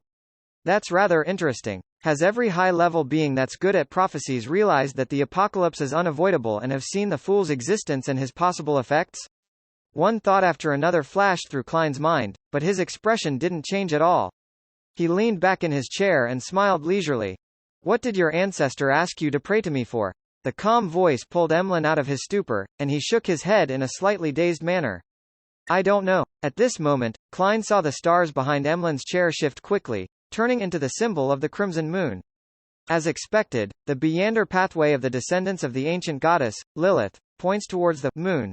Klein chuckled and said, in a situation with the 7 orthodox gods and so many secret existences, why would your ancestor think that I would be the key to the apocalypse? The Fool's attitude finally made Emlyn White calm down, realizing that he had encountered an incredible event. He had been forcefully pulled into a magical place by a hidden existence. He is the Fool. He isn't actually angry. Is it because I represent the ancestor? I, Emlyn White, am indeed special. I was mentioned by the ancestor, and I received a response from the Fool. With this in mind, Emlyn couldn't help but sit up straighter before saying in deliberation, Honorable Mr. Fool, the revelation provided by the ancestor is this. I, Emlyn White, will become the key in saving the Sanguine and clinching victory against the apocalypse. And all of this will begin from my praying to you. The meaning behind his words was, the key to the apocalypse isn't you, but me. This fellow has such a 8th grader syndrome less than sup greater than 1 less than sup greater than side to him. That's right. He has always been very arrogant and feels self-important. Klein lampooned silently with a popular phrase from the past. Amused, he said, the same question, why me and not the 7 orthodox gods or the other hidden entities? I don't know. Emlyn shook his head honestly. Klein thought for a moment, then he deliberately said, actually, I think I understand your ancestor's intentions. She wishes that, with my help, you're able to grow into a true high-level entity and save the Sanguine when the apocalypse happens. Grow? Emlyn said in puzzlement, as you know, us Sanguine have no way of growing on our own. Only through special ceremonies will we gain the bestowment of our elders and relics of the ancestor that allow our advancement. Indeed, it has to be in accordance with the law of Beyonder characteristics conservation. In other words, there have to be other ways as long as the basic law is abided to. Klein chuckled. Your knowledge has blinded you, making you unable to see the wider world. Of course, this question will not be answered by me. The answer must be found by you. I will only provide you with an opportunity. He paused for a second, then he said in a condescending manner, do you wish for such an opportunity? Without any hesitation, Emlyn got up and bowed. That is what I wish for. Hey, where did your arrogance go when facing a hidden existence? Why is there only humility? Klein secretly lampooned as he tapped the edge of the mottled long table and said, but you have to adhere to certain matters. Please speak. Emlyn held back his excitement. Klein smiled and replied, you cannot reveal anything related to me to anyone unless you gain my permission. This includes the Sanguine who were previously present at the ritual. But, Emlyn was somewhat unable to accept the request. Klein asked warmly in a very certain manner, it's likely that Lilith didn't get you to report to anyone afterward? This could be inferred from the fact that there was no prayer content in the revelation. Lee, he directly called the ancestor by her name. It sounds like they're old friends. Emlyn's heart trembled. He lowered his head and replied, no. Klein said with an unperturbed smile. This is a secret deal, which is why I responded after you were free from surveillance. Similarly, you don't need to report this to Lilith as it will let certain people notice it. Seeing Emlyn nod in understanding, Klein added, if you want to be the key to saving the Sanguine, you must suffer the pain of the corresponding thorns. For example, you will not be understood by others, be slandered, and looked down upon. You can only silently proceed forward in the darkness while being burdened by your heavy mission. The words that were aimed at him made Emlyn White imagine a corresponding scenario. He, who was always mocked by his kinsmen because of his fondness of dolls, had gotten lost and entered the Harvest Church. Stained with traces of shame, he, who had never been valued and thought highly of by his elders, would silently guard his race from the corner, protecting everyone without anyone knowing. Very soon, Emlyn, who had moved himself, respectfully replied, Your will pass through the earth. Klein leaned back and said very lightly, I tacitly consented to the establishment of a secret gathering, and it is held right here. Are you willing to join this gathering and search for the method to become powerful to save the Sanguine? I am. Emlyn replied without any hesitation. Klein nodded in satisfaction. Do you have any other requests? Emlyn was overjoyed. He said in a hurry, Honorable Mr. Fool, I would like you to help me dispel the psychological cue in me. A bishop of the Church of Earth Mother. I know. Klein calmly interrupted him. He knows. As expected of a hidden existence. Emlyn's head lowered again. Klein let out a soft chuckle. I can help you, but what price are you willing to pay for this? Above the grey fog, he had a very potent spirit vision, and he had previously discovered that the dark-colored psychological cue within Emlyn White's spirit body had at some point mostly dissipated, thinning out to the point of frailty. Klein had intended to resolve the problem by referring to the ritual used to resolve similar problems in the Book of Secrets, but the situation now led him to believe that a secret deed ritual with the Dark Emperor card and the purification of the Sun Brooch would thoroughly disperse Emlyn White's psychological cue. Price? Emlyn thought about it for a moment, but he couldn't think of anything that would interest a secret existence like the Fool. Seeing this, Klein took the initiative to say, I'm very interested in some of your Sanguine history. You can use that in exchange. The Sanguine's history? After a moment's thought, Emlyn agreed. You can think about what you would like to describe first. Heh heh. Before that, you need to choose a codename from them. Klein conjured the unselected Major Arcana tarot cards on the surface of the long bronze table. Emlyn White scrutinized the cards with interest and said, The Moon. I choose the Moon card. Report chapter. Above the grey fog, inside the palace that looked like a giant's residence. The Moon. Emlyn thought hard about what part of the Sanguine's history that he should tell the Fool. He and the ancestor are old friends, so he must know what happened before the cataclysm, so I don't need to repeat it. In the 4th and 5th epoch, the glory of the Sanguine wasn't rare, and there was a lot of history to talk about, but there was only one most important point.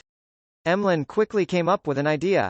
From what he knew, the Fool was likely an ancient god before the cataclysm. Due to certain reasons, he didn't perish and had slept till today, gradually in the process of recovering. This explained why no such secret existence had appeared in the Sanguine records, that had a history spanning millennia, until his honorific name suddenly spread. After some deliberation, Emlyn straightened his back and said, After the cataclysm, the Sanguine left the center of the historical stage of the northern and southern continents and became nobles of different empires and dynasties as individuals instead of as a race. They either governed a territory or guarded a castle in a key area. This continued until our queen, Blood Moon Queen, Aurnia, who led us out of the era of darkness, became the wife of the Trunsos dynasty's Night Emperor. She gathered all of the Sanguine together and the Sanguine became important supporters of the dynasty. At that time, Loans Augustus and Phasax Einhorn had to politely address our queen as Her Majesty. In that era, Queen Aurnia was the symbol of beauty.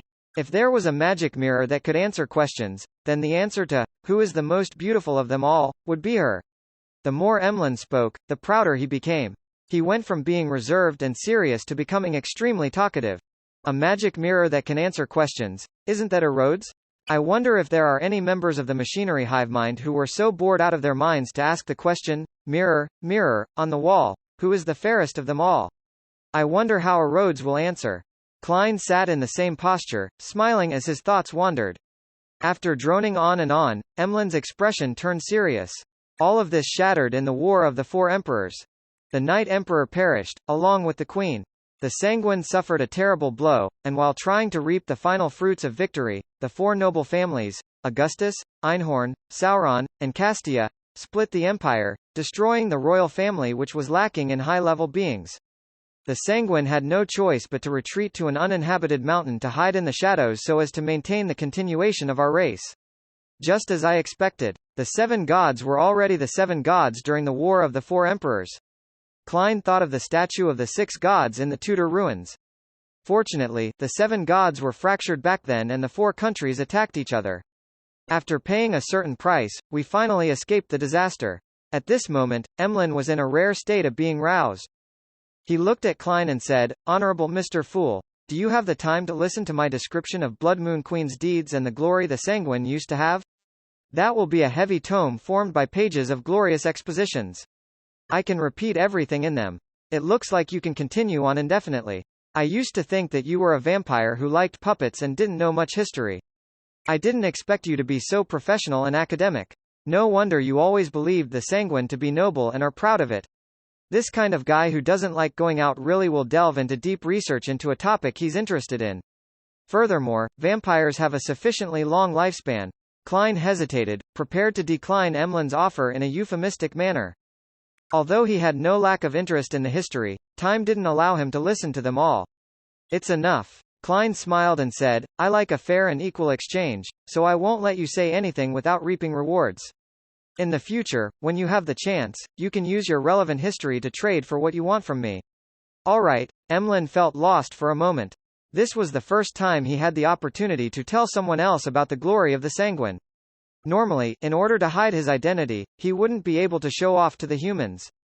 As for the members of the Sanguine, all of them knew what needed to be known, and he wasn't in charge of educating the newborns.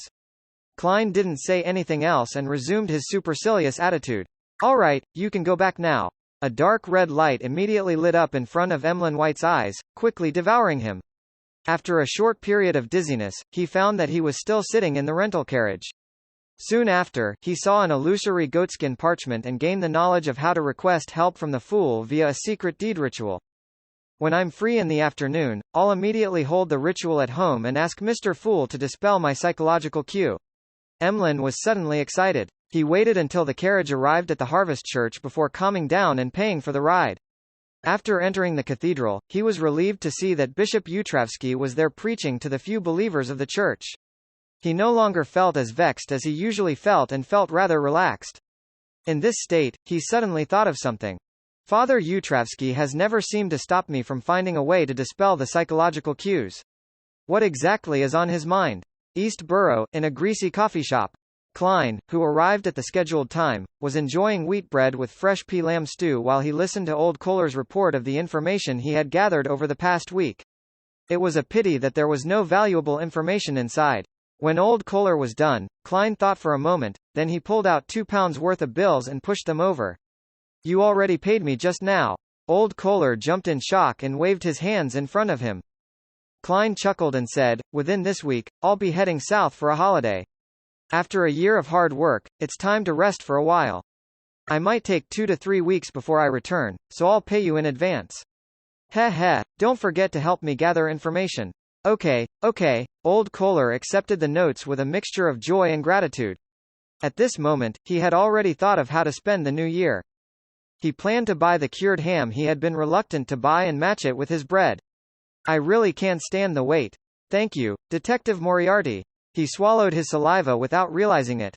Klein picked up his hat, hesitated for a moment, and said, "You should have noticed that East Borough has been a bit chaotic recently. Don't take risks just to find out more information. If you notice anything wrong, immediately hide and avoid getting yourself involved." He was rather worried about the matter surrounding Prince Adesic, so he wanted to give Old Kohler a reminder. "I understand." Old Kohler patted his chest and said, "I'm very timid. I won't take the risk." "Very good," Klein praised. Then he remembered the laundrymaid, Liv, and her 2 daughters, Freya and Daisy, who loved to read, and wanted to change their fates before he said whilst in thought, "Watch out for Liv's family. Don't let them be bullied. If there are any outbreaks in East Borough, take them to a safe place." "Outbreaks? You mean the workers' resistance?" Old Kohler asked, puzzled. "More or less," Klein answered vaguely. This was the limit of what he could reveal. Otherwise, it would be very easy for him to be suspected by others or the sealed artifact itself. In a room with large and small dolls, Emlyn White came home at noon and sat in his chair, enjoying the gloom created by the curtains. He looked around and clenched his fists. All cheer for myself. With that, he rummaged for materials with spirituality and began to write the honorific name of the Fool, as well as the corresponding symbols and magic labels. After some hustling and bustling, he tried the secret deed ritual. His spirituality gradually dissipated, as if he had arrived at an immeasurably high place. Vaguely, he saw countless shadows of ineffable shapes, 7 colors of light that seemed to contain immense knowledge, and the grayish-white fog that stood above everything. Above the boundless gray fog, there was an ancient palace that was impossible to see clearly. Seated inside the palace was a person shrouded in gray fog. Then, Emlyn saw a figure of golden majesty and holiness, as well as black wings that blotted out the sky behind it. He didn't even have time to count the number of pairs of mysterious wings before he felt himself quickly floating upwards, making contact with that golden figure. Ah! He screamed miserably as he held his head and rolled on the ground, emitting green smoke from his body.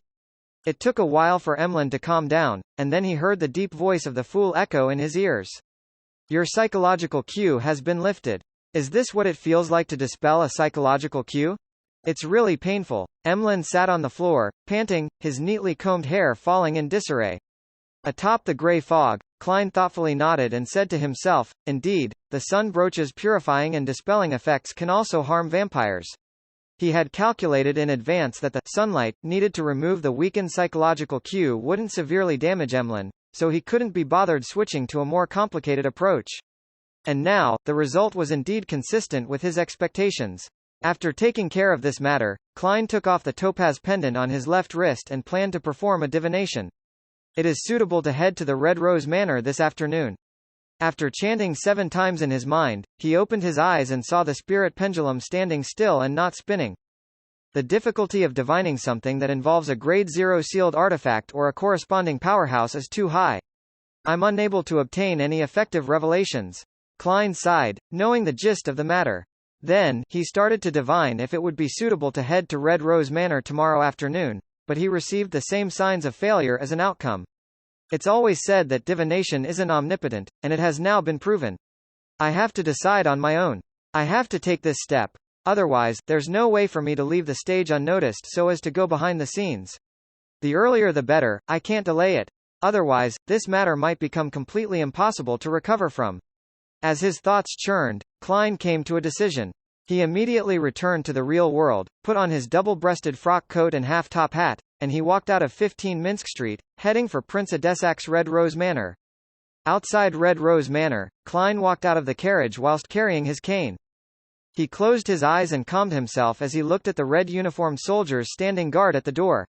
Since sealed artifact 008 has been making coincidences to stop the woman with the sapphire ring from meeting me, there shouldn't be any exception today. There's no need for me to worry about running into her. As long as I fool Prince Adesak with my acting, everything would be fine. Klein thought quickly and walked towards the entrance of the manor. After being searched and handing in the gun holster and revolver, he followed a male servant's lead and walked across the grey slate road, past a fountain spewing clear spring water, and entered the main house. They arrived at the second floor and arrived outside the room that was supposed to be a solarium according to the layout. During this entire process, Klein had his heart in his mouth, worrying that something unexpected would happen. He was afraid that the situation would develop in the worst possible manner. Knock, knock, knock. After knocking gently on the door, a male servant approached the door and whispered, "Detective Moriarty has arrived." After a full 10 seconds of silence, a heavy voice came from inside the room. "His Highness has invited him in." The door creaked open and warmth spread outwards, with a temperature that was warmer than the hallway. Under the watchful gaze of the 2 tall guards, Klein stepped onto the thick, patterned yellow carpet. He took a few steps forward, skirting the cabinet that separated the inside from the outside, and he saw Prince Adesak sitting by the full-length windows, enjoying the rare winter sun of Backland. The round, impressionable face didn't have the slightest trace of a smile, and this naturally created a solemn and repressed atmosphere. Because of the combination of the elegant fireplace and the metal pipes, the room was warmer than late spring. Prince Adesak wasn't wearing a coat, and his upper body was covered with a white shirt with cuffs which resembled blooming flowers and a pale yellow vest. Seeing this, Klein was actually secretly relieved, because the woman wearing the sapphire ring wasn't accompanying the prince. Thus, he quickly stepped forward and bowed. Adesic held a steaming cup of black tea in his hand and didn't invite Klein to take a seat. He maintained his previous expression and asked in a deep voice, "Any results from your investigation?" "No, my divinations, my spirit channeling, my interviews, my investigations all tell me that Talum died of a heart attack," Klein said with a heavy, painful expression with obvious signs of self-blame. "I'm just too weak in every aspect. Your Highness, you should hire a stronger and more powerful helper. Why don't you get someone better?" He added silently inwardly. It was only then that Adesic seemed to clearly notice Detective Sherlock Moriarty's face. He felt as if he had aged considerably, as though he had been unable to sleep at ease for a long time. It wasn't an illusion, because Klein had used his faceless powers before he left to adjust the state of his face, making his skin look dry and lusterless. He made his beard appear messy and his eyebags bigger, darker, and more obvious. Adesic was silent for a moment before he put down the white porcelain cup with a golden inlaid rim. "I understand. It's indeed like forcing a square peg in a round hole. I will have someone else follow up on the matter. Prepare an investigation report and don't leave anything out." "All right." Klein inwardly clenched his fist and quickly took out a folded piece of paper from his pocket. "Your Highness, there's no need for you to wait, as I always have the habit of recording things in writing." After instructing the attendants to take the report, Prince Adesic casually flipped through it and put it aside. "Is there anything else you need?" "No, Your Royal Highness, please allow me to take my leave." "Ah, right, I will be heading south for some time. I want to use the warm sunlight there to melt the pain in my heart." Klein sighed in response. "It's a New Year's custom of many in Lowen." Prince Adesic nodded slightly and turned to Funkel, the old butler. "Send Detective Moriarty out and get him a carriage. The nearest town to Red Rose Manor is a 15 to 20 minutes walk." "I'll have to hire a carriage when I get there." "Yes, Your Highness," the old butler bowed and said politely. Klein didn't let down his guard and quickly took his leave. He followed the old butler all the way to the entrance of the manor and took back his underarm gun holster and his weapon. Less than a minute later, he was seated in a Red Rose Manor carriage. He leaned against the carriage wall and watched the manor turn smaller as the distance grew. Klein relaxed and let out a long breath, letting his hanging heart calm back down to its original position. He knew that he had left the center of the stage. After that, it's time to bid farewell to Backland and head south, a complete curtain call. After that, I'll change my looks and sneak back in secret. He calmly considered his subsequent plans. Suddenly, his spirituality stirred as his spirituality tensed up as he saw the door to the carriage quickly open and then silently close. Before he could respond, he saw a figure quickly outline itself. It was wearing a heavy black dress and had a sapphire ring on its hand. Sapphire ring. Upon seeing this scene, Klein, who was at the juncture of a flight or fight response, narrowed his eyes and sat back down, not daring to act rashly. This was a terrifying person who possessed a Grade 0 sealed artifact or was a demigod of a similar level. It's really true that the more afraid you are of something happening, the higher the chances are of it happening. 008 or something else. What happened to the coincidences you create? Klein's spirit and body instantly tensed up as he could only watch helplessly as the figure appeared in front of him. The lady's age was completely different from her dressing style. She looked about 18 or 19, had a round face, slender eyes, and a gentle and refined temperament. Deep down, she was sweet and was an outstandingly gorgeous beauty. Klein was surprised for a moment, before immediately recognizing her as he blurted out, "Trissa. Isn't this the fellow who had gone from being instigator Triss to witch Trissa? How did she go from being wanted to becoming Prince Adesac's woman? How did she, a member of the Demoness sect, end up by Prince Adesac's side? And she even has a Grade 0 sealed artifact or a mystical item of a similar level." When he looked again carefully, he saw that there was something different about Trissa. Her facial features, which weren't outstanding alone, were softer and more delicate, but when placed together, they were stunning. Hearing his surprise, Trissa became happy instead of being alarmed. She revealed a sweet smile and said, "You know me? I knew you know me. A detective with Beyonder powers definitely pays special attention to the wanted posters." She looks very happy. Klein cautiously asked with doubt and caution, "What do you want?" He clearly remembered that the person before him wasn't a good person. Triss had single-handedly created the tragedy of Alfalfa via instigation, while Trissa had caused the deaths of many innocent civilians in Tingen City. Trissa pursed her lips into a smile and said, "Very simple. Quickly report me to the Nighthawks, the mandated punishers, or the machinery hivemind. Get them to come here and capture me. Calling the cops on yourself? This transvestite. This woman must be insane. Klein was a bit at a loss. He soon figured out the meaning behind her message. Trissa would rather be locked up behind Channy's Gate than stay at Red Rose Manor. She's trying her hardest to get out of here. Simply put, she believes that this place is more dangerous and more despair-inducing than being caught by the Nighthawks and mandated punishers. Klein tried his best to control his expression and asked in a deep voice, "What are you afraid of?" Trissa stood dazed for a second before she widened her eyes and said with her unfocused eyes, "There's someone manipulating my life. There are always coincidences that horrify me after they happen. And I'm becoming less and less like myself." Saying this, the corners of her mouth curled up as she said, "Can you imagine? Being someone who loves those shy and cute maids, can you imagine the pain when I wake up in the morning in the arms of a naked man? I can. That's why it's best to stay away from being an assassin or witch." Klein couldn't help but imagine such a scene, and his heart palpitated for a moment. Trissa continued with a self-deprecating smile, "I thought that by working hard to advance, to become pleasure, that I would be able to free myself from that weird state. Hence, I sought people to help me search for the corresponding Beyonder ingredients, but the outcome only turned worse. Sometimes, I forget a lot of things, but they end up really happening. I endured the disgust, seduced Talum, and tried to get him to help me escape. Who knew that I ended up killing him with a curse without me even realizing it? Do you believe that? They even changed my name. They wanted me to completely abandon my past self. No, absolutely not. They thought I could only overcome the coincidences for a short period of time and that I would soon get back on track. Humph, it was just an impression I deliberately created for them, so I have managed to meet you, Mr. Detective. Pleasure. Demoness. Ingredients. Klein suddenly remembered that in the Beyonder gathering held by old Mr. Eye of Wisdom, Isengard Stanton, there had been a person who had requested to purchase the main ingredients of the Demoness of Pleasure potion. With him being aware of the formula, he instantly noticed it on the spot, but he had chosen to ignore it. He gradually forgot about the matter with time. So that was Trissa's helper. Was she already by Prince Adesak's side back then? Why do I somehow feel that her present smile looks so miserable but beautiful? A Demoness of Pleasure is sick. Klein took a breath, his thoughts in a jumble. As he was organizing his thoughts, he asked casually, "What did they change your name to?" Trissa furrowed her beautiful brows as she answered with a somewhat blank look in her eyes, "Trissa Cheek." Trissa Cheek. Cheek. Cheek. Klein suddenly raised his head, his whole body turning numb once again, as stiff as a marble statue. At this very moment, there was only one page of Russell's diary that was madly reverberating in his mind. The 5th of June. I obtained an ancient book. It actually mentions the primordial demoness's name. Her name is Cheek. Cheek.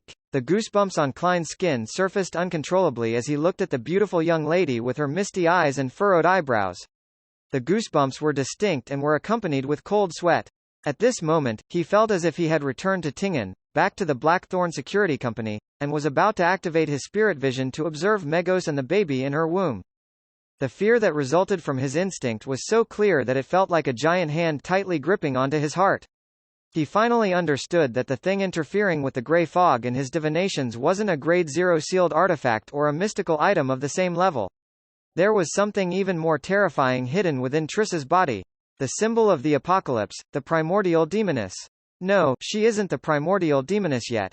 Otherwise, I would have already lost control just by being together with her, turning into a pile of squirming rotten meat. She's in a very strange state. Trissa's brows eased as her eyes regained their focus. As she looked at Klein, who didn't dare to move at all, she gently lifted her right hand, allowing her slender white finger to slowly slide down from the side of her body. With a bit of grievance, seduction, and malice, she laughed and said, "If you can inform the Nighthawks, the mandated punishers, and the machinery hivemind about this matter, and I happen to meet you before they arrest me, I don't mind letting you know what true pleasure is." Klein's gaze subconsciously followed the movement of her fingers, and all sorts of mind-blowing details surfaced in his mind. They aren't considered big, but they are very firm. What am I thinking? What am I looking at? Is this the seductive powers of a demoness of pleasure? Ignoring the fact that you were once a man, even if you were a true lady, without having committed many heinous crimes in the past to lessen the psychological rejection I have, I wouldn't dare to. If you were to suddenly awaken as the primordial demoness, even the fool can't handle that. Klein silently sighed, raised his head, looked at the carriage's wooden roof, and said, "Do you think that I, an ordinary low or mid-sequence Beyonder, would have the ability to escape the pursuit of the royal family? I think they've already discovered that something is wrong, and they're about to take action." Trissa felt somewhat smug that Klein didn't dare to look straight at her. She chuckled softly and said, "I'll try to escape and divert the main pursuing force. Although the remaining ones are still very powerful, it's not impossible to deal with them. I believe that you will fight with all your might for the sake of your own life. You have great hope." With that, her figure quickly disappeared, as if someone had wiped it away with a rag. This was different from Sharon, as it wasn't a return to a normal wraith state, but a direct form of invisibility. Bam! The carriage door opened and then closed. The sweet fragrance that remained drilled into his nose, and Klein retracted his gaze, his face sinking. Even now, his arms were still trembling slightly, as if he had contracted some disease. If it wasn't for his rich experience, even though he had faced the son of an evil god in the real world with a belly in between them, he, who knew what the name, Trissa Cheek, meant, wouldn't have been able to bear the terrifying pressure and would have collapsed on the spot. It was akin to having a rubber band stretched too tightly to the point of tearing. It seems like Trissa still doesn't know what's happening to her body. She also doesn't know the meaning behind the name, Cheek. Klein quickly calmed his thoughts, looked out the window, estimated the distance, and counted the time. His spiritual intuition and corresponding experience told him that doing anything in such a situation was better than nothing. Therefore, with the danger of being silenced at hand, he was prepared to try his best to save himself. 3, 2, 1. Klein suddenly opened his eyes and snapped his fingers. At the edge of the road, a small fire ignited on a tree with only withered branches left. The flames quickly soared into the sky. Several matches inside his pocket, that Klein had intentionally divided up, burst into flames, and a crimson color engulfed his black attire. His figure disappeared from the interior of the carriage, and he walked out from the flames by the roadside. Paw! Paw! Paw! He kept snapping the fingers on his left hand repeatedly, his figure constantly flashing through the sparse, withered forest. He rode the flames and rapidly arrived deep in the forest which couldn't be seen from the outside. Then, he paused and pulled out the accessory hanging around his neck. He always knew very clearly that there were hidden elements behind this matter. Therefore, for his visit to Red Rose Manor, he abided by the rules of a magician. He had made some preparations beforehand, such as separating his matches and carrying a number of his mystical items on him. Among the mystical items, the biological poison bottle and the sunbrooch were involved in the Capum and Wraith incidents. Therefore, out of caution, he left them above the grey fog. As for the all-black eye which was left behind by Nimblewright Master Rosago, it was difficult to get past the manor guards. Hence, it was met with the same treatment. Finally, other than the 3 kinds of bullets, purifying bullets, demon-hunting bullets, and exorcism bullets of purification, he only brought along 2 mystical items. The first was the master key that allowed him to pass through obstacles. The side effects of getting lost could be offset by dowsing. Furthermore, it looked like an ordinary key so it wasn't easily discovered. The other item was a key element of Klein's preparations, Azek's copper whistle. Simply put, when he faced a danger he couldn't handle himself, he could ask for the help of a powerhouse. After that encounter, whether I recognized Trissa or not, I am definitely on a kill list. There's a high chance that I've been targeted by 008. There won't be any negative effects getting Mr. Azek's help. Well, that's if 008 has been behind all the coincidences. Klein raised the cold ancient copper whistle and put it in his mouth, blowing on it. Without a sound, he activated his spirit vision and saw the white bones that gushed out from the ground like a fountain. He saw the nearly 4-meter-tall giant messenger taking form.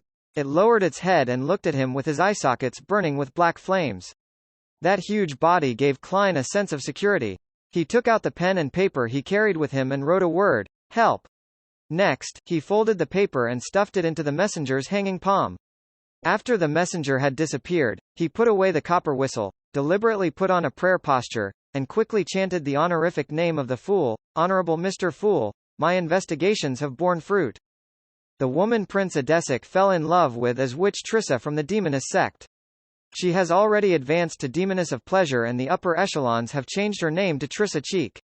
After quickly making the report, Klein didn't bother to hide his identity and immediately took 4 steps counterclockwise to head above the grey fog. Then, he retrieved the scenes of him praying, and he threw it into the crimson star symbolizing Miss Justice. He tried his best to feign a mocking tone and added in a supercilious manner that was congruent with the style of the fool, cheek, hee, that's the true name of the primordial demoness. After doing all this, Klein immediately returned to the real world, ready to run for his life. He had only taken a few steps when his eyes suddenly lit up. He subconsciously raised his head and saw several meteors burning with raging flames falling from the sky, tearing through the sky and enveloping the entire forest. At that moment, the scarlet light shone into Klein's eyes, giving him an indomitable feeling. He had never expected that the person he was up against would send meteorites from the sky to silence him. Ellipsis. On a yellowing notebook, a seemingly ordinary quill wrote, "For unknown, inexplicable reasons, the Dalisk meteor shower arrived at the planet 2 days early. A portion of them just happened to land in the forest where Detective Sherlock Moriarty was hiding." Yes, just happened. Tuesday afternoon, in Audrey's study. The teenage girl, who was about to reach adulthood, was listening intently as Mrs. Escalante explained the connection between the intersection of spectator and telepathous powers with mysticism psychology. Beside her feet, Susie was sitting there attentively. Suddenly, she saw the endless gray fog and a blurry figure in a prayer position in what appeared to be a forest. Soon after, the words reached her ears. Prince Adesic, the demoness sect. Witch Trissa, demoness of pleasure, Trissa cheek. Audrey automatically filtered out the irrelevant details and noticed the most important words. So that's the reason. The person Adesic fell in love with is a demoness. Furthermore, many of the demonesses are transformed men. Why do I feel like laughing? Is this why he will bring danger to Backland? Well, I have to warn father. But what method or excuse should I use? Audrey tried her hardest to control her expression and gaze, but her mind wandered. At this moment, she saw Mr. Fool leisurely sitting at the end of the long bronze table. She heard him say in a gentle tone with a hint of ridicule in his voice, "Cheek, hee, that's the true name of the primordial demoness." The true name of the primordial demoness.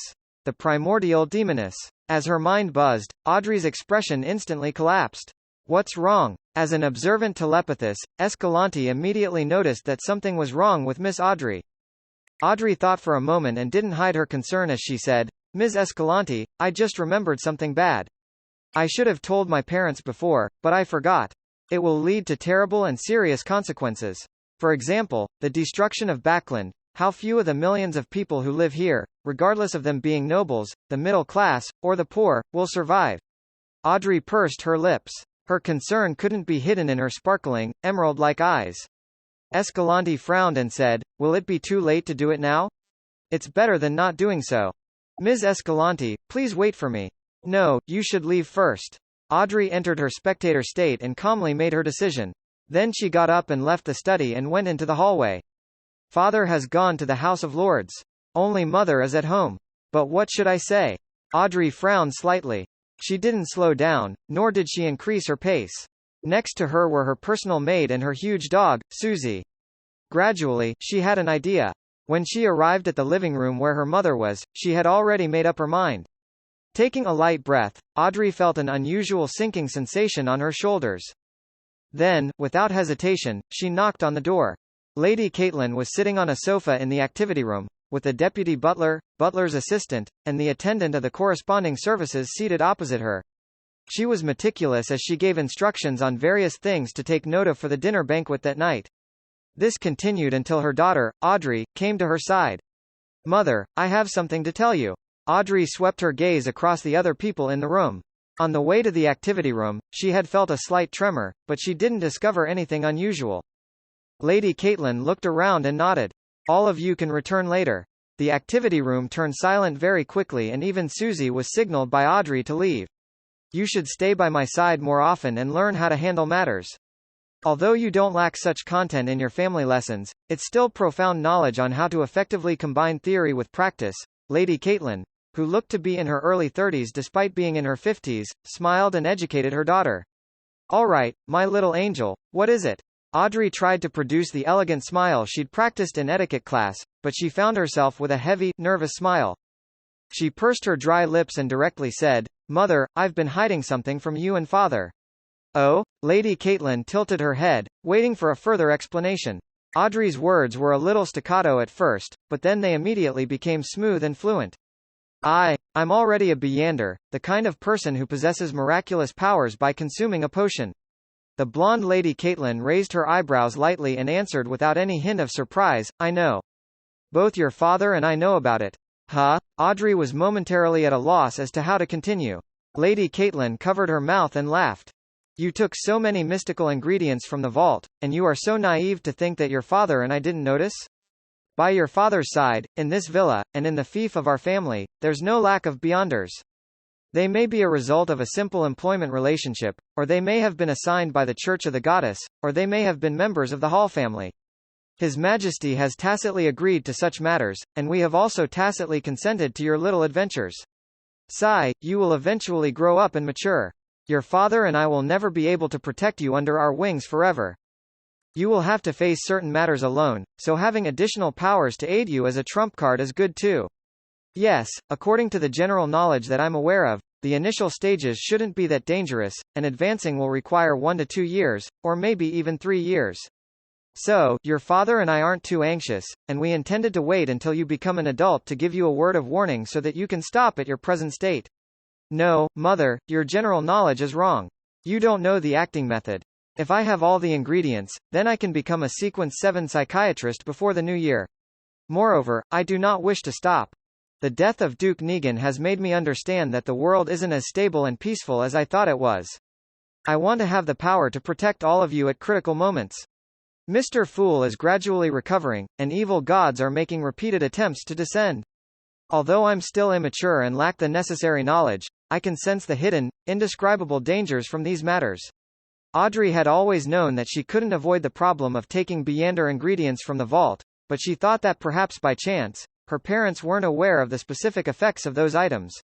At most, they would suspect that she was getting deeper and deeper into her mysticism enthusiast circle. After releasing the burden in her heart, she paid no notice to her mother's exhortation and said, Mother, I later joined a secret organization, one that's more academic and doesn't worship evil gods. Please forgive me for not being able to say its name and details, but I've already made an oath.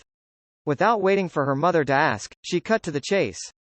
I received word today that the commoner girl who Prince Adesic has fallen in love with is a demoness. I don't know what kind of plot they are plotting. The first 2 sentences of hers didn't contain any absolute connection. The former referred to the psychology alchemists, while the source of the latter was the Tarot Club, which was Mr. Fool.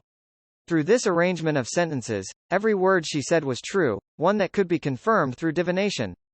However, it would make people believe that her news came from the secret organization known as the Psychology Alchemists. The smile on Caitlin's face gradually disappeared as she solemnly asked, Demoness? She didn't know much about the mysterious world, but the very word was enough to make her sense the evil and become uneasy. Audrey quickly nodded. Yes, a demoness of pleasure. And what scares me even more is that her name is Trissa Cheek. What's wrong with that? Her mother asked, puzzled. A member of that organization has seen the name Cheek in an ancient book. Audrey said the lie that she had already planned for. Whether it was her tone, her words, the details of her expression, or her body language, they were all flawless. In the 4th epic or earlier, it's a name that belonged to the primordial demoness. Immediately after, she gravely added, that's an evil goddess. Lady Caitlin didn't understand what the primordial demoness meant, but she knew exactly what an evil goddess meant. She couldn't sit still any longer and quickly replied with a question, Are you sure? I'm not sure. Audrey didn't doubt Mr. Fool at all, but she couldn't say so openly. No matter what, I think it's necessary to seek the royal family, get the Beyonders of the Church of the Goddess to confirm the matter. If it involves an evil goddess, it's always the right decision to be cautious. Caitlin looked up at her daughter in surprise. Audrey, you've grown up. If it weren't for the urgency of the matter, Audrey would have pretended to be reserved upon hearing such praise.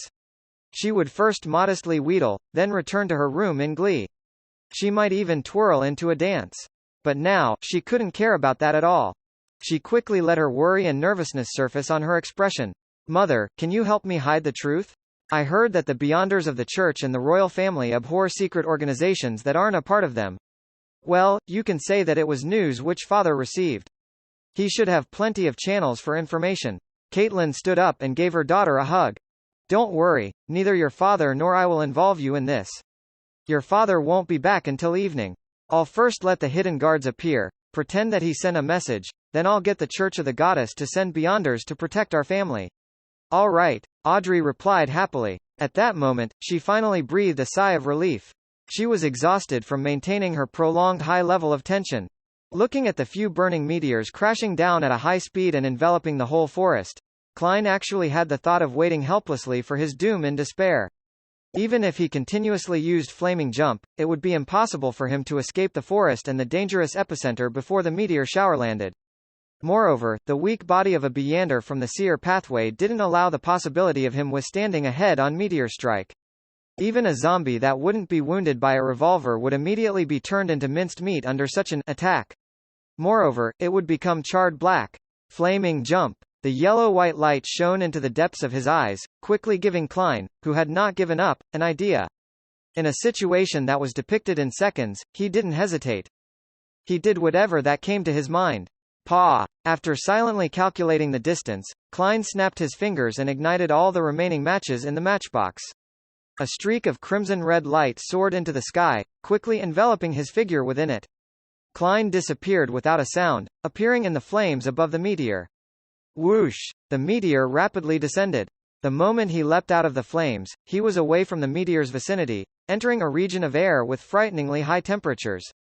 At the moment when he used his Beyonder powers to jump, Klein was immune to ordinary flames even if the temperature was rather high. However, upon exiting that state, he had to do his best to avoid the flames via flame controlling.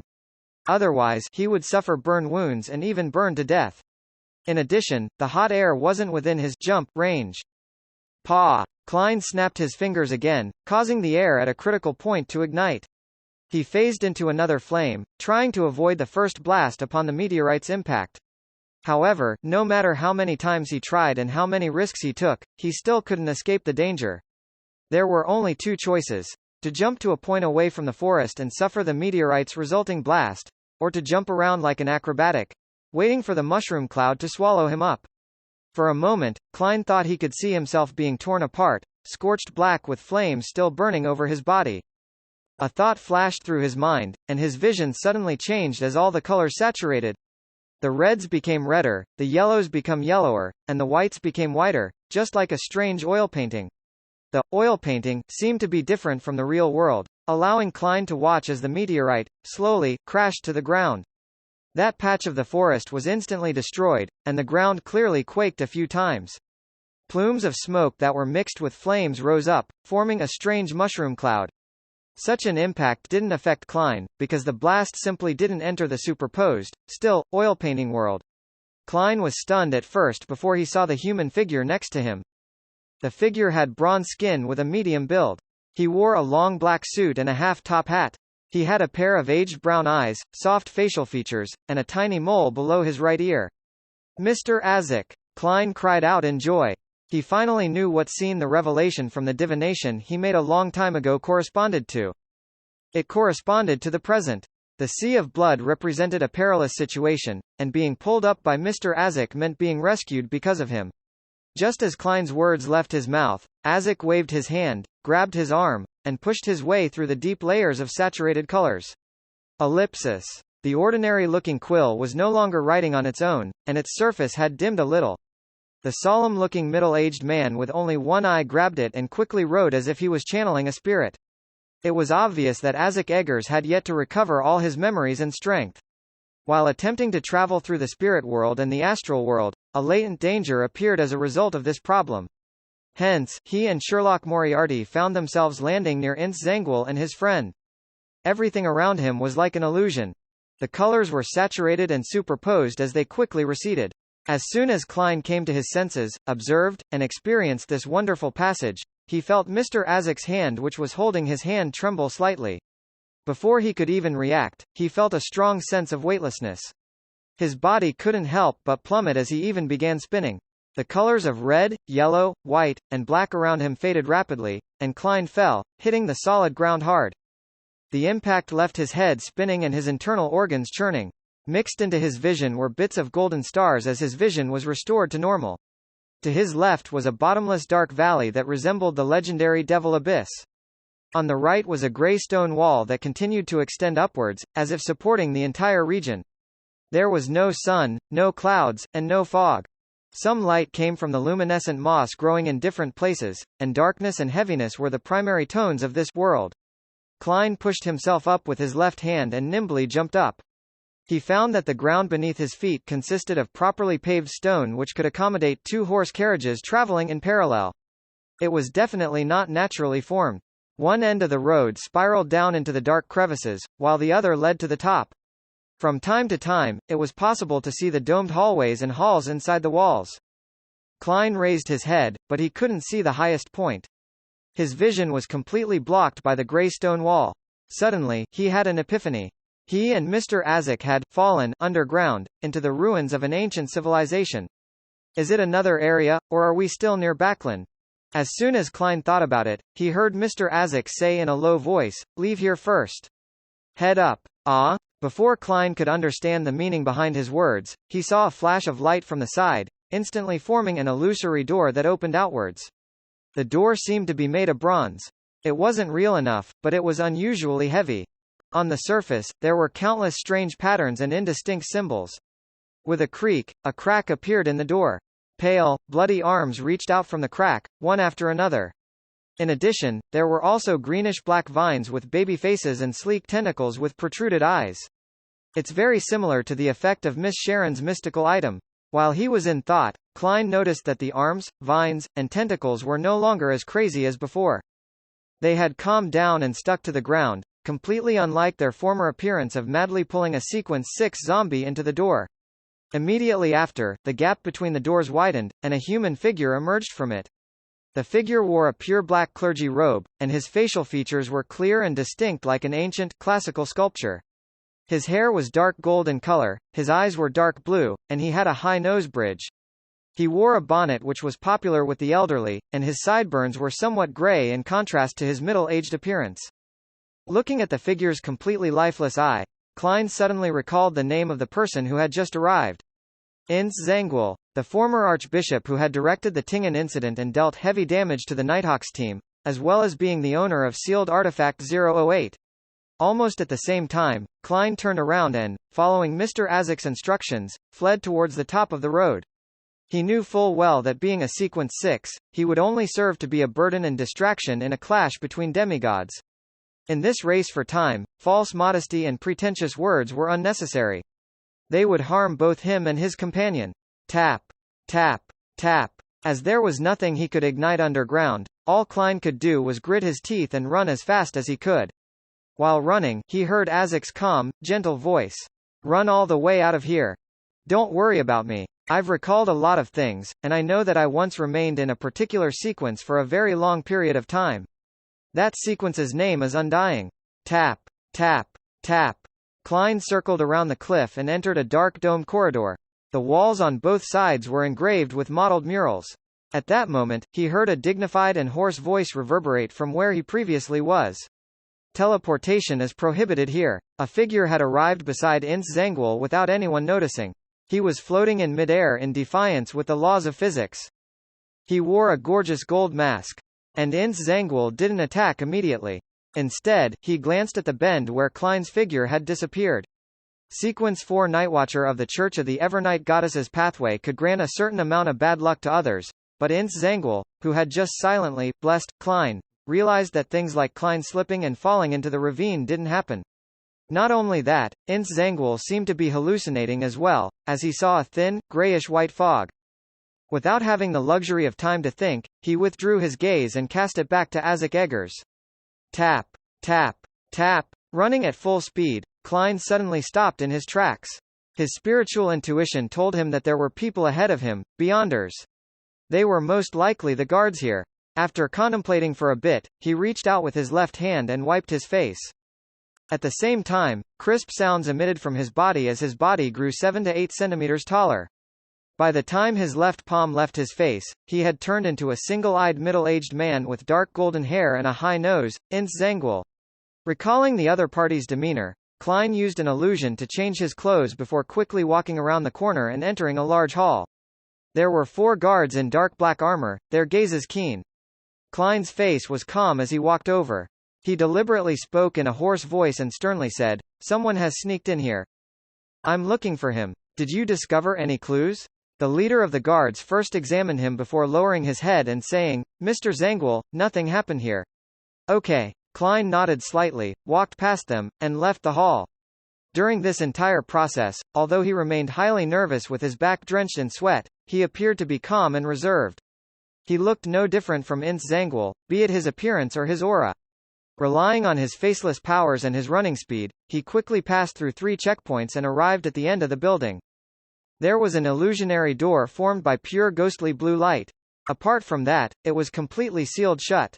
Although he was worried about the demigod battle between Mr. Azek and Ince Zangwill, Klein remained hidden in the shadows outside the room.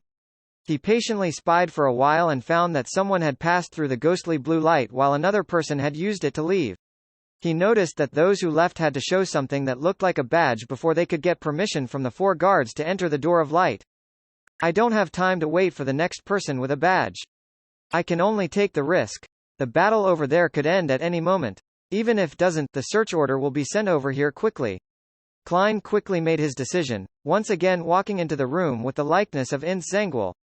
Something has happened outside. He had no confidence in mimicking the former archbishop's voice, so he could only express himself with deliberate hoarseness as an indication that he had experienced an intense battle. The guards who were left confused by the news didn't react until Klein approached them. They reached out their hands to stop him. "Mr. Zangwill, where is your pass? Don't waste any more time." As he spoke, Klein pulled a badge from his pocket and thrust it into the man's hand. This calm performance made the rest of the guards relax. The moment the guard who had received the pass looked down, Klein suddenly lunged forward. Just as he landed on the ground, he quickly did another roll and went straight through the ghostly blue door.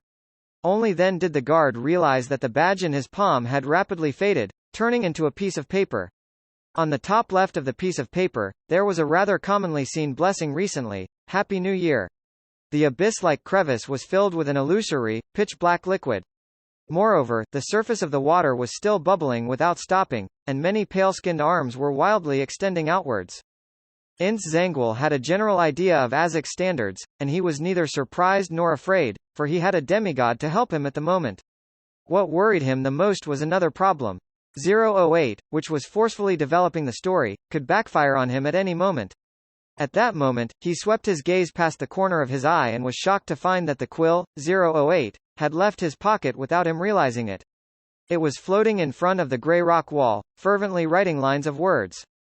In a fierce battle, there would always be a variety of accidents, such as Ince Zangwill's belt snapping and having his pants drop. Ellipsis. The ghostly blue light filled Klein's eyes, constructing a passageway that overlapped with layers of light between the deep darkness and the roaming invisible creatures. Klein didn't bother to observe his surroundings as he scrambled to the end of the passage. He stood up, straightened his clothes, restored Ince Zangwill's stern expression, and stepped into the rippling screen of light. After a moment of being mentally adrift, he found himself in another room, which was also occupied by quite a few guards. Something went wrong underground, keep an eye out. "Do not allow anyone entry," Klein calmly instructed, walking towards the door at an unhurried pace. "Yes, Mr. Zangwill," the guards replied respectfully. At this moment, the guard from before passed through the ghostly blue light and shouted loudly, "There's a problem with that Zangwill from before." Everyone turned to look at the door, but Klein was nowhere to be seen. Tap, tap, tap. The guards immediately split up into several groups to search in every direction for their target and notify their companions. The scene momentarily turned rather chaotic. One of them had just rounded the corner when he saw Ince Zangwill's back. Subconsciously, he pulled out his sword that coruscated with lightning and performed a forward cleave. Oof! The figure floated away weightlessly and became a splintered paper figurine. At the same time, 2 loud bangs could be heard. Pale golden bullets passed through the visor that wasn't pulled down and accurately hit the guard's head. Before he could even cry out, the guard collapsed to the ground with a thud, convulsing. Klein stepped out of the shadows in the corner and expressionlessly slipped the revolver back into his underarm holster. After burning the paper figurine, he quickly dragged the guard to an empty room and changed into black armor, switching his appearance to the fallen guard. Then, he picked up the lightning sword and left the room, closing the wooden door behind him and running forward in a panic. He was going to notify every guard along the way that there was a problem with Ince Zangwill. Report chapter. Inside the solarium of Red Rose Manor. Adesic Augustus stood by the full-length window, looking at the indifferent Trissa with a gloomy face, and he said in a voice that was like a volcano about to erupt, "Why did you run away again?" Trissa looked past him and beyond the window, chuckled, and answered with a question, "Did you see the meteor shower? Did you feel the trembling of the earth?" Behind her, porcelain and other items in the cabinet had fallen onto the thick, soft carpet. The old butler, Funkel, was standing beside her. "It's not too rare for that to happen," Adesic replied in a low voice. Trissa raised her eyebrows slightly. "You are very dull. Then let me be frank with you. I am a demoness." Prince Adesac's expression didn't change at all. He turned to the old butler and said, "Guard the door and prevent anyone from entering." "Yes, Your Highness." Funkel gave Trissa a cold look and walked out of the solarium. When he heard the door close, Adesic exhaled slowly. "Trissa Cheek, hey, you prefer to be called Trissa. I know you're a demoness. The person who helped you purchase the Beander ingredients failed. What you received was provided by me. I don't mind that my princess consort is a witch or a demoness. I've even seen your wanted poster." Trissa was surprised at first, but she then revealed a mocking smile. "You sure know a lot. Did you know that I was once a man, and that my real name is Triss, what?" Adesac's eyes widened, and he tilted his head a little, as though he couldn't believe what he had heard. Upon seeing this, Trissa couldn't help but laugh. She laughed so hard that she frantically bent back and forth like a lunatic. "Ha ha, you didn't make a mistake. I was once a man. I used to be like you, and the thing down there was longer and thicker than yours. However, the witch potion had forcefully changed my gender. Are you disgusted? Does it give you goosebumps?" She vented the words she had been repressing all this time before taking 2 steps forward. Adesic instinctively retreated, his Adam's apple moving involuntarily. "No, it's not like that. You're a real woman. There's no problem. I can definitely confirm that." He mumbled to himself, then he raised his voice and said, "From the moment I met you, you were a real woman. I don't want to know what you were like in the past. I can pretend that nothing like this happened. What I like, what I love is the present you." Stunned, Trissa raised her hand to wipe away her tears of laughter. "You're a really pathetic man. Do you still not understand? Our meeting wasn't a coincidence. Even your interest?" She paused in disgust and continued, "Even your interest in me was a result of someone else's arrangement. Don't you think that everything happened too quickly? I believe in love at first sight, but I don't believe that it possesses such powerful bewitchment properties. You act like the main character in a third-rate romance novel, becoming obsessed with love from just one meeting. You fell in love with a stranger, forgetting the type of person you once liked. That's crazy." Prince Adesac's eyes went blank as his eyes turned agape, but he didn't speak. His body suddenly swayed, as if he had finally awoken from a long dream. "Why, you are indeed my type. But my reaction, it's really too exaggerated." The corners of Trissa's mouth curled up, and she turned her head to the side to let out a sneer. "What a pathetic man, to have what you like being arranged by someone else. It's like you're a puppet on strings. Don't you understand? You're a person that can be sacrificed, and I, as well as being a hostage for the cooperation between the royal family and the demoness sect, I'm also a necessary disguise for this deception. I possess an important item of the demoness sect, and under your strict supervision, I can be destroyed at any time and result in the loss of the treasure. This is the sincerity of our cooperation, and once the matter is exposed to the other 3 churches or the military, the development of this matter will be very simple." Prince Adesic secretly kept a demoness due to his lust. After knowing of his heinous sins, he shoots himself in the mouth. Then, all the problems would be covered up. "No," Adesic blurted out. Then, with a twisted expression, he asked, "Why are they cooperating with the demoness sect? How could a hostage who might be abandoned at any moment know?" Trissa gave a self-deprecating laugh. "That's the whole reason behind why I want to flee." She lowered her head and chuckled in a low voice. Her body trembled slightly from the laughter. After a few seconds, she raised her head once again, curled the corners of her mouth, and said, "What do you want to do with me? Strip me down and throw me onto the bed?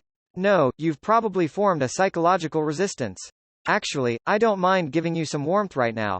It's not a shameful thing for 2 poor people to comfort each other." Prince Adesic darkened his rotund face and looked at Trissa silently for nearly a minute. Suddenly, he closed his eyes, pointed to another side and said, "You can leave." "Leave through that door?" Trissa raised her eyebrows in astonishment. "You're letting me go?" "Yes." Adesic turned to look out the window and slowly replied, "I'll stop Funkel." As for whether or not you can escape from the other pursuers, that will depend on your own strength and luck. A dazed look flashed in Trissa's eyes a few seconds before she quickly ran towards the hidden door. Before leaving, she couldn't help but look back. What about you? Adesic didn't turn his head, but he continued to stare out of the full-length windows as if searching for the shadows of his past. He smiled and said, Me? Let me live in this beautiful story and welcome its final end, good or bad. Trissa took a breath and, without further ado, went through the secret door. In a quiet room inside St. Samuel Cathedral. One of the 13 archbishops of the Church of the Evernight Goddess, the person in charge of the Backland Diocese, St. Anthony Stevenson, had received an urgent telegram from Earl Hall's residence. This bearded old man with deeply recessed eyes had an extremely clean appearance. Even though he wore a black and red archbishop's robe, he didn't give off a gloomy feeling. However, anyone who faced him would shudder from the bottom of their hearts. It was as if their spirituality was dominated by fear, or as if they were facing an unknown existence lurking deep in the darkness which stared back at them. Trissa Cheek. Primordial Demoness. St. Anthony lightly patted the paper and immediately stood up. The light around him suddenly vanished, as if swallowed up by the gloom of the room. All the worshippers in the cathedral instantly felt the coming of night. Everything quickly returned to normal as St. Anthony appeared in front of the Channies Gate beneath the cathedral. Today, the one leading the team was the spirit guide, Daly Simone. Without waiting for her to ask, Archbishop St. Anthony instructed in a deep voice, Make preparations. The process shall begin. I'm awakening a sealed artifact. He wanted to use 0 to 17. He wanted to use that terrifying sealed artifact to confirm and deal with the Trissa matter. And this was the only Grade 0 sealed artifacts stored outside the Holy Cathedral. Only 2 of the Church's upper echelons knew that it was in the Backland Diocese. Yes, Your Grace. Daly was startled for a second, then she immediately responded. While waiting, St. Anthony closed his eyes as a portion of 017's information surfaced in his mind. Number. 17. Name. XXXXXX. Danger grade. 0. Extremely dangerous. It's of the highest importance and of the highest confidentiality. It is not to be inquired, disseminated, described, or spied. Security clearance. Pope, team of researchers, and Archbishop of the Backland Diocese. Note. When the Archbishop is transferred out of the Backland Diocese, the corresponding memories have to be wiped out using sealed artifact 1 to 29. Sealed method. The seal is completed through the combination of 1 to 29 and 1 to 80. Description. This isn't an item. This is a living angel. Her appearance is beautiful with black hair and eyes. Looks like a young woman, but her actual age cannot be estimated. She doesn't have the wings recorded in canon. Just from her appearance, she is no different from an ordinary person. She does not have the ability to think and has lost all sentience. Anyone and everything that comes close to her will completely disappear. Through divination and other methods, it can be confirmed that they're still alive but are impossible to locate. Currently, 1825 methods have been attempted, with every one of them failing. 017's range of influence will expand and contract without any pattern. Currently, it has caused more than 70 researchers to vanish. Ellipsis. Warning. She cannot be used. Appendix 1. This sealed artifact first appeared in the Pale Era of the Fourth Epoch. Exact year. Missing. Exact date. Missing. Exaction location. Missing. Appendix 2. Based on the information, she has been awakened 5 times. Ellipsis. By passing on the message to search for the Inns-Zangwill imposter, Klein, with the help of divination, overcame the interference of the master key and ran all the way to the exit given to him from the revelation. He knew very well that with a carpet-style search, the corpse in the empty room would soon be discovered, so he had to race against time to get to the exit. A faceless's powers should be matched with a mystical item that can destroy corpses and clean up my tracks. Having gained true knowledge from practice, it didn't take Klein long to cross the checkpoints and patrolling teams before he arrived at the exit where the divination pointed him to. However, what made him even more surprised was that there were no guards here, only a heavy stone door standing there by itself. What's going on? Why is there no one guarding the exit? Was my divination misguided, or are the guards outside? As his thoughts raced, Klein found a corner and took off his armor, restoring his lightweight and agility. Then, he came to the stone door that opened outwards and groped his way to the corner of the left wall. After carefully checking with a gold coin, Klein took out the ancient bronze key. He leaned it against the wall and gently twisted it. Water ripples appeared as they spread out slightly. Klein silently passed through the wall, without taking the door. The first thing he saw was the natural light that fell from the dome, which meant that this place was really an exit. Klein carefully stood motionless as he quickly adapted to the light. He saw neat but mottled gray stones under his feet and thick pillars in front of him. In the middle of the hall, 4 hooded figures knelt around what appeared to be an altar. Soon after, Klein heard a soft but gentle female voice. Mr. A, are you ready? Mr. A? Mr. A of the Aurora Order? Klein, who had intended to cling towards the walls and shadows and proceed towards the door, shrank back silently. Ince Zangul should be working with some faction of the royal family. Those who are able to excavate and hide such a large underground ruin near Backland must be one of the main powers in the Loan Kingdom. With Ince Zangul and 008 participating in this matter, the Church of the Goddess can be ruled out. Although the people of the Lord of Storms are a bit reckless and male chauvinists, it's unlikely that they will work with the Demoness sect. At least until now, there have been no Beyonders who appear to be of the Sailor pathway.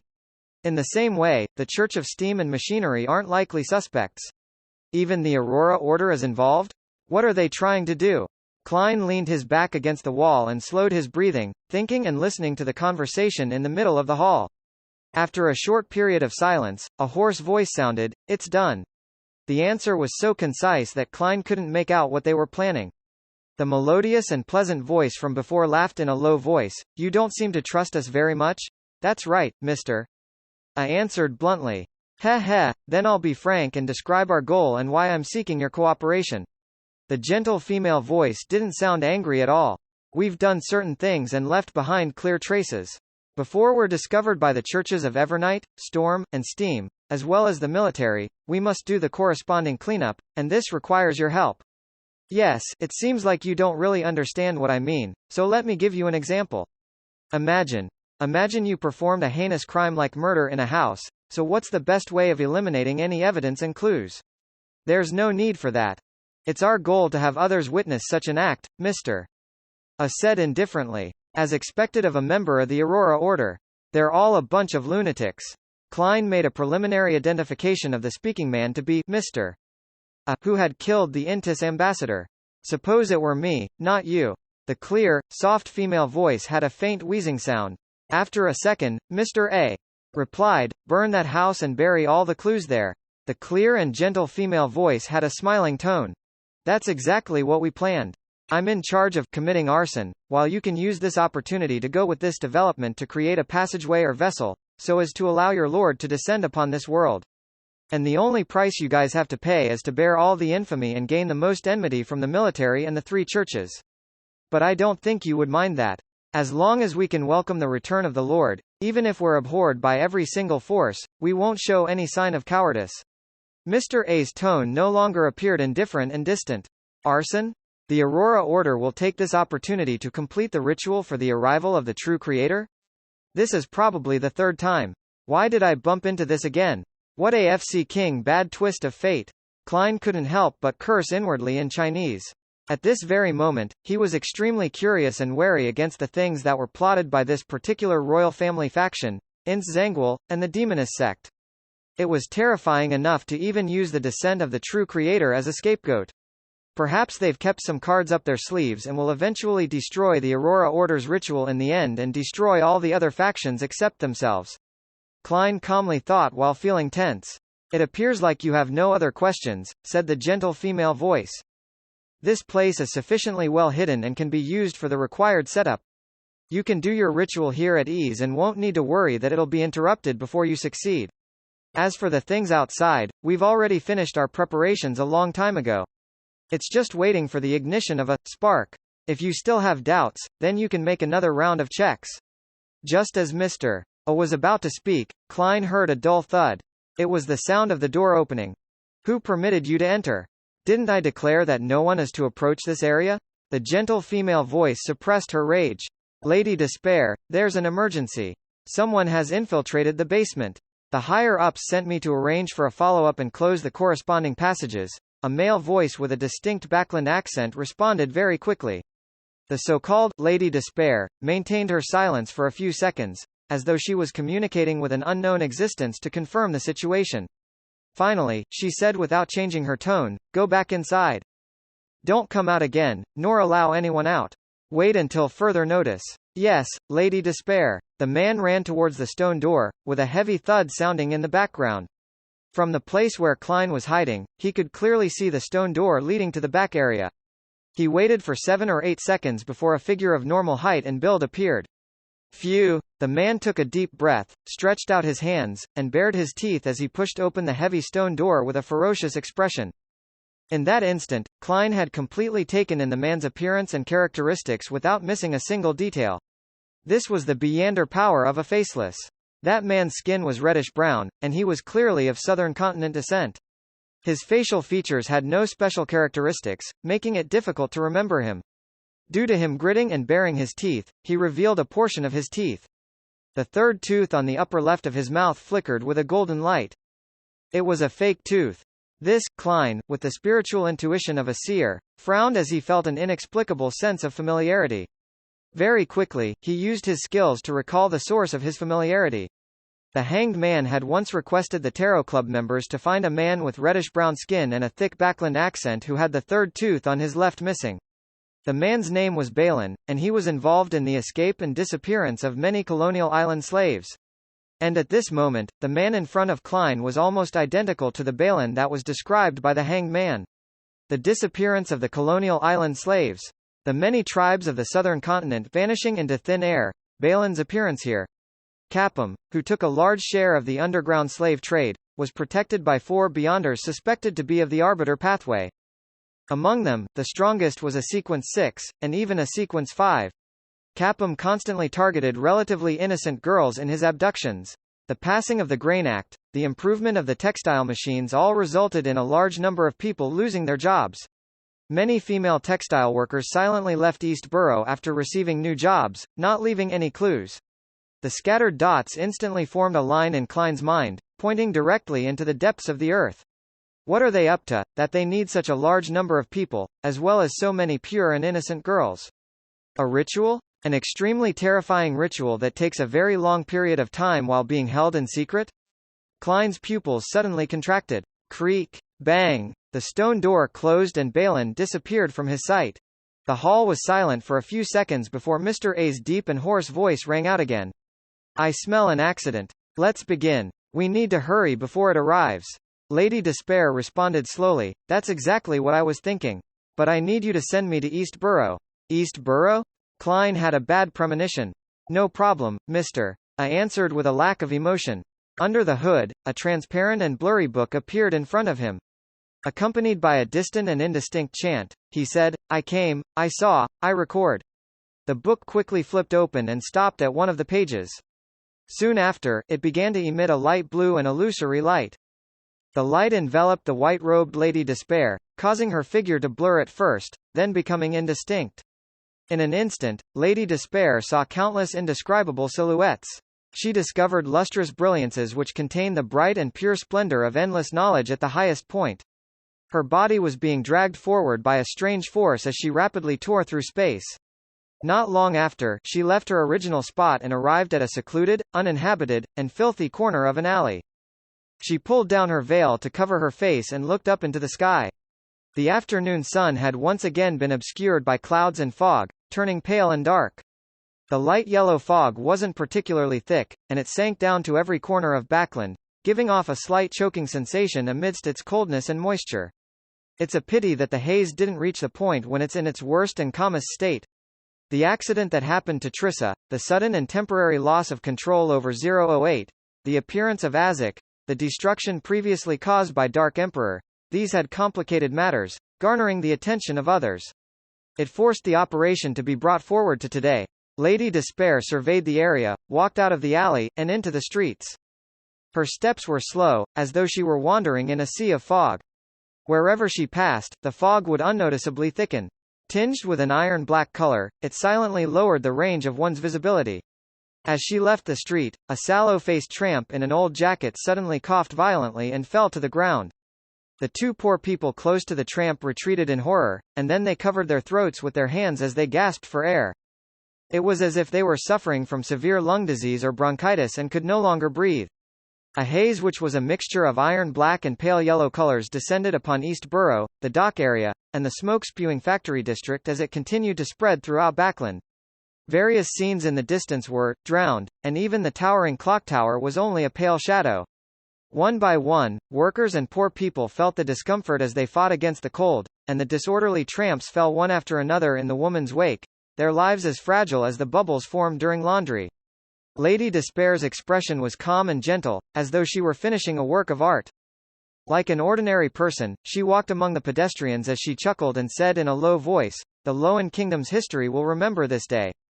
The Great Haze of Backland. Ellipsis. The dark valley had been completely covered by the black, incorporeal water, but 008 didn't stop writing. It fabricated ridiculous and terrifying stories wherever it could land its tip on. The dropping of pants didn't affect Ince Zangwill's performance, because he was wearing a long robe, perhaps having anticipated a similar accident. The imperative mage stunned Isaac Eggers in the spot, robbing him of his two most powerful Beyonder powers at the last moment, truly a great assistant in every meaning of the word. However, the stacked door of the spirit world and the underworld were attracted by Isaac's characteristic. It began being stirred by the powers of their battle, causing unpredictable changes. At that moment, an unknown existence was attracted, resulting in him passing by. He took this opportunity to extend his hands into the real world. Oh no! He caught Ince Zangwill.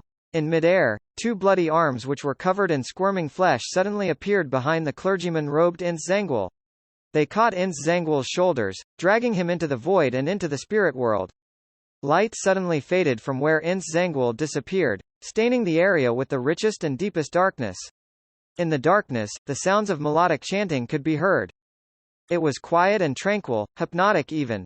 Even the countless pale arms flailing upwards underneath the pitch-black water seemed to slow down, no longer as frenzied as before, as if they had won redemption for their souls. In such a dark night, a figure walked out. It was none other than Ince Zangwill, who had just been dragged into the spirit world. Compared to before, he had lost the bonnet on his head. The clothes on his left shoulder were tattered, and a piece of flesh had been torn off. Faint yellow pus bubbled out one after another. His eyes were no longer indifferent, but filled with pain, as if he was suffering some unimaginable torment. The 008 quill continued writing. Some might feel regret, while others might rejoice.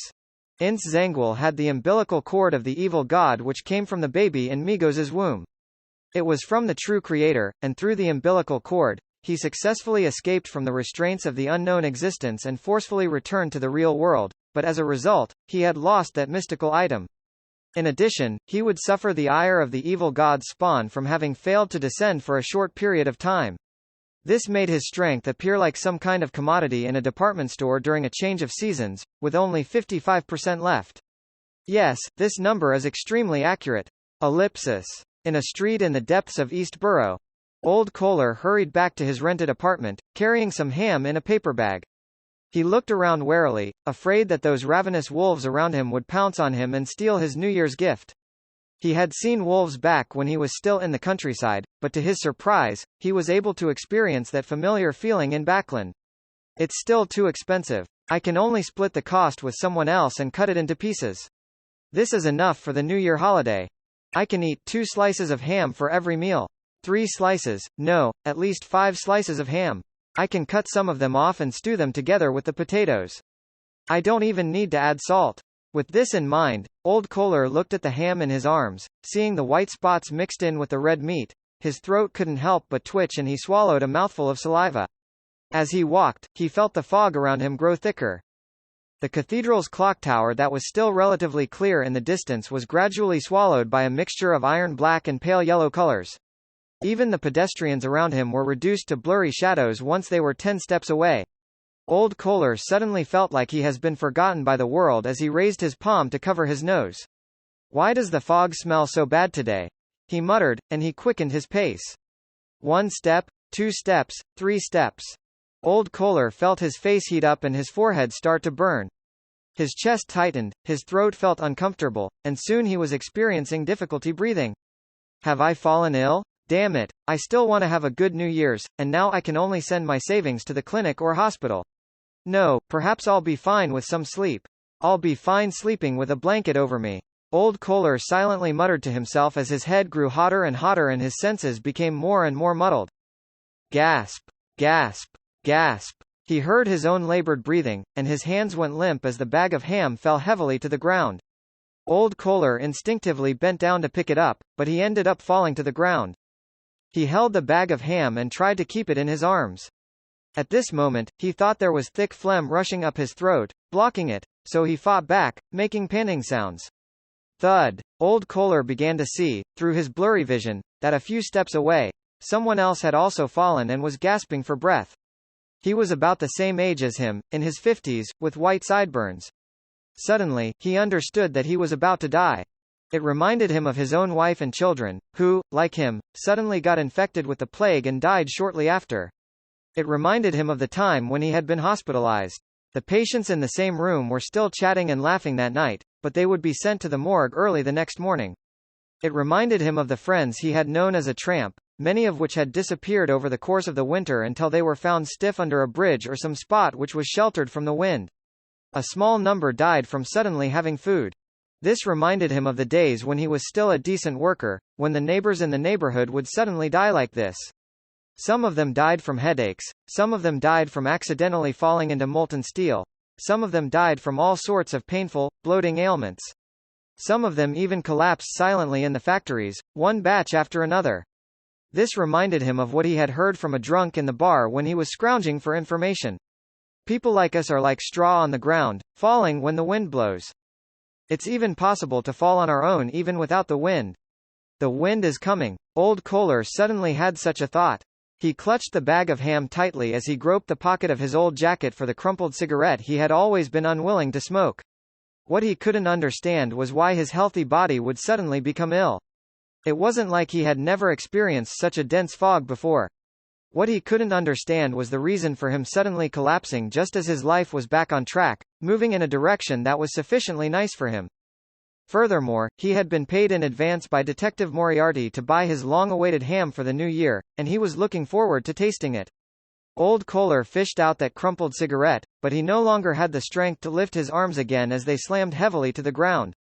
He used the last of his strength to shout out the words that had been building up inside of him, but he could only let the frail words linger at his mouth without producing them. He heard his last words. He heard himself ask, why? In an apartment at the edge of East Borough. Liv hung up the last piece of clothing she had washed and waited for it to dry. She looked at the sky outside, somewhat unsure of the time due to the thick fog which had appeared without her realizing it. Anyway, it's still early, and we've already done the laundry. Liv's expression grew heavy. It wasn't a good thing to finish work too early. This meant that they could rest, but it also meant that they didn't have enough work which would imply inadequate income. Liv took a deep breath, turned around, and looked at her eldest daughter, Freya, who was wiping her hands and casting her gaze towards the vocabulary notebook in the opposite room. It's almost New Year's. Most of our clients have left Backland and have gone on vacation elsewhere. We can't go on like this. We have to find new work. As she spoke, she walked towards the door. During this period, the rich will host banquets one after another. They definitely won't have enough servants and might hire temporary kitchen cleaners. I plan on inquiring. Freya, you stay at home and pick up Daisy when the time comes. We need income, but so do the thieves, bandits, and human traffickers of those prostitutes to welcome the new year. In the East Borough, every woman, who didn't work in the factories, had to be skilled or aggressive enough in order to survive. Freya answered briskly, all right. Her mind was already on the desk and vocabulary notebook next door. Liv had just opened the door when she stumbled and fell to the floor. Cough, cough, cough. She broke into a violent coughing fit as her face flushed red, with every joint in her body experiencing an unbearable ache. Freya ran over in panic and squatted beside her. Mother, what's wrong with you? Mother, what's wrong with you? It's nothing. Cough, I'm fine. Liv began to find it harder to breathe. No, you're sick, sick. I'll take you to the hospital immediately. Freya tried to help her mother up. It's too expensive, too expensive. Cough. Let's go to a charity hospital. A charity hospital, I can wait. It's not a big problem. Liv gasped a response. Freya burst into tears and her vision blurred rapidly. But at that moment, she felt her lungs burn, and her body went limp as she fell to the ground with Liv. What's the matter with you, Freya? Cough. You're sick too? Liv shouted anxiously. There's money, cough, in the closet, cough, in the hole in the wall. You have to be quick. Go to the hospital. Get a good doctor. Freya tried to say something, but not a sound came out from her mouth. Her eyes slanted up to the door beside her. It was their bedroom, their bunk beds.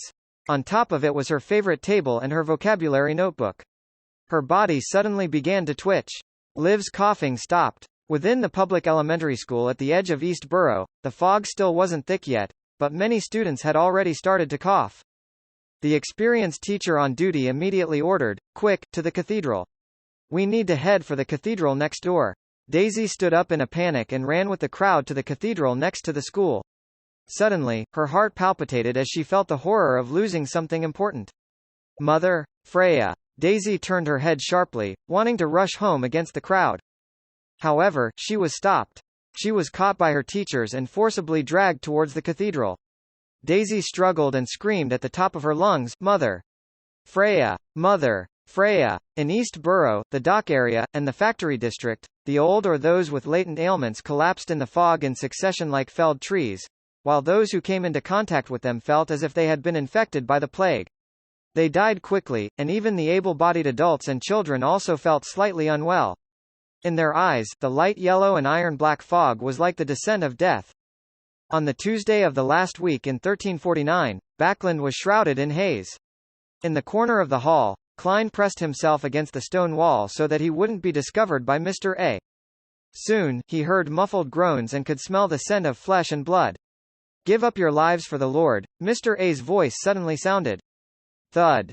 Thud. The sound of figures collapsing entered Klein's ears, and a strong spirituality fluctuation appeared and constantly reverberated. Mr. A sacrificed his 4 attendants? Just as this thought appeared in Klein's mind, illusory layers of weeping sounds could be heard. Some of them were calling out for their mothers, others coughing violently, and some moaning in pain. As half of an expert at mysticism, Klein seemed to see a series of disgruntled and transparent figures entering the ritual one after another, followed by the years of numbness, despair, pain, and resentment from the dock area, factory district, and East Borough. Has it officially begun? Klein closed his eyes and leaned his back against the wall, his right hand clenching and relaxing. For him, the best thing to do at this moment was to slip out of the hall and flee into the distance while Mr. O was concentrating on the ritual. His right hand loosened and tightened before relaxing many times in a row. 7 or 8 seconds later, Klein opened his eyes, the corners of his mouth curling upwards in an exaggerated manner. He reached out his hand to grab the revolver, turned around abruptly, and dashed out. Dressed in his black double-breasted frock coat, he raised his right hand and aimed at the altar.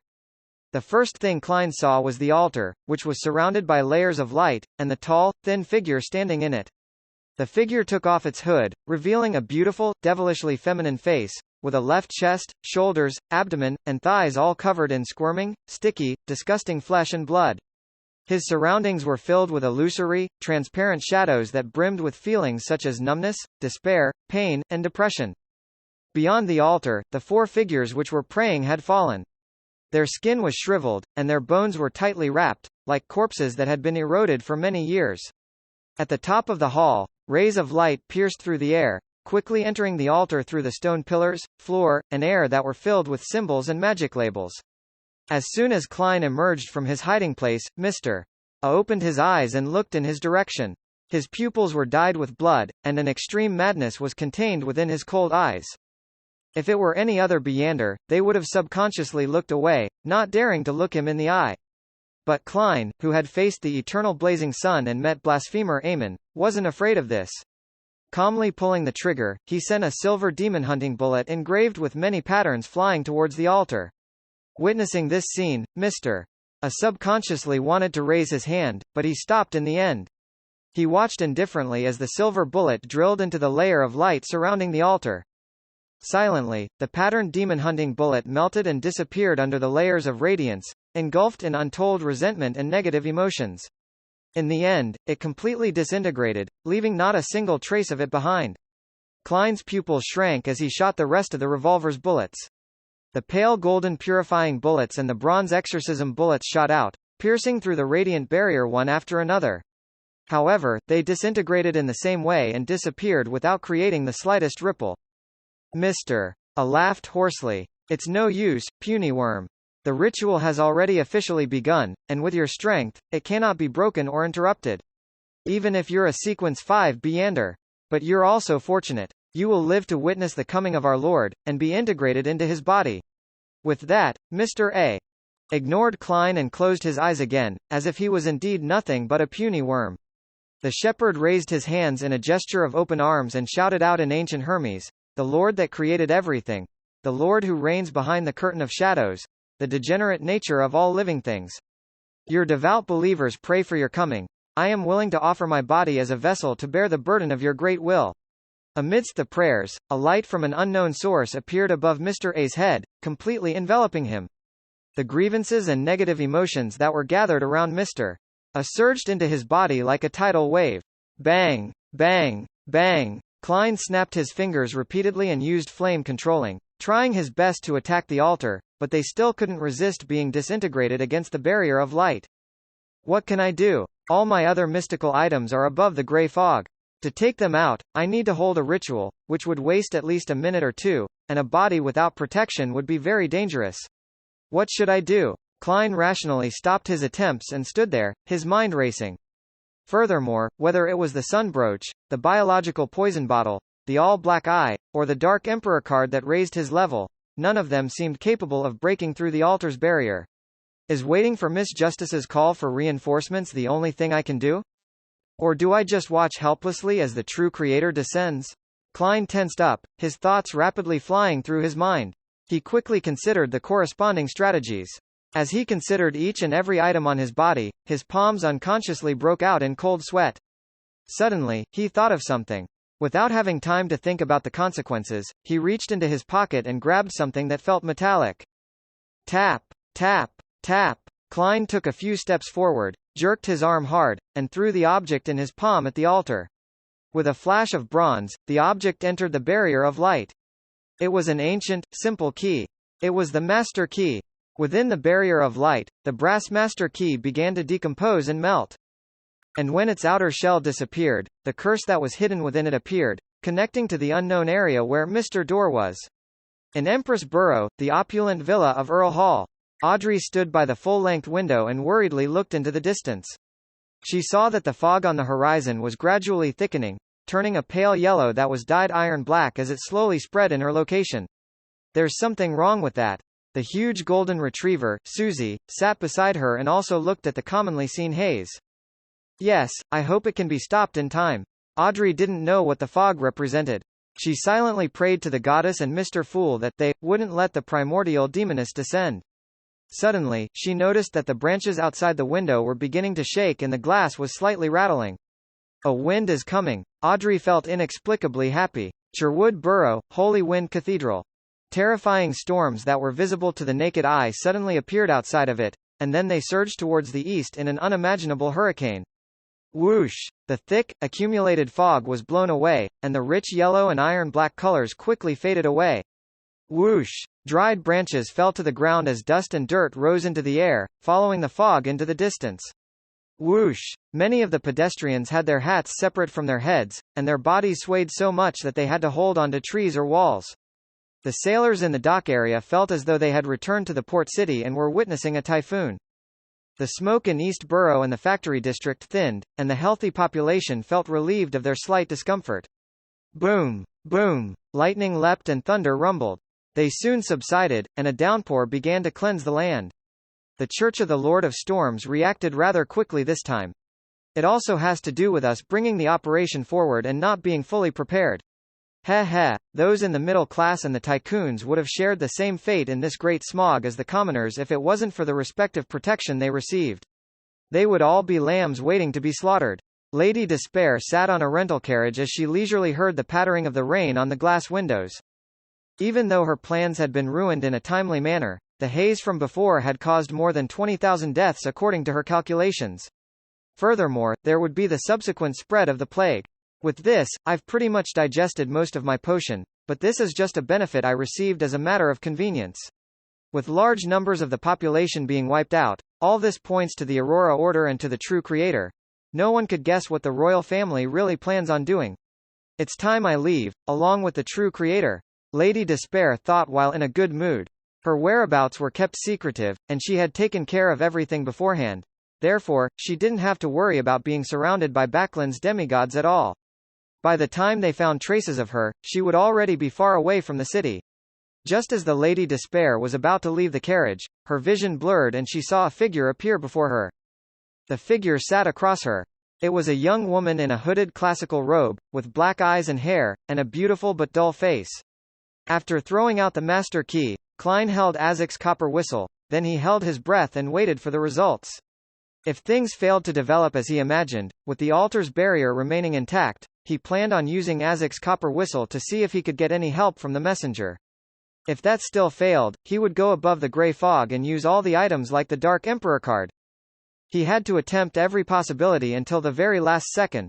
At this very moment, there was no crimson moon, let alone a clear full moon since it was afternoon. Therefore, Klein didn't have enough confidence in the curse contained within the master key, and he only hoped that the disintegration effects of the altar's barrier would threaten its very existence and cause it to react instinctively, such as communicating with Mr. Door in reverse and transmitting its cry for help to him. In just a second or two, Klein saw the master key disintegrate into the smallest particles of light and an illusory, distorted crimson. The crimson quickly faded as it struggled and then suddenly exploded. In an instant, Klein lost his sense of hearing. He saw the countless figures formed from resentment and indignation all raise their heads and scream. They rapidly transformed, tinged with a blackish green, and grew a second skull, a third eye, or even a fifth leg. They converged into a torrent and surged into Mr. A's body.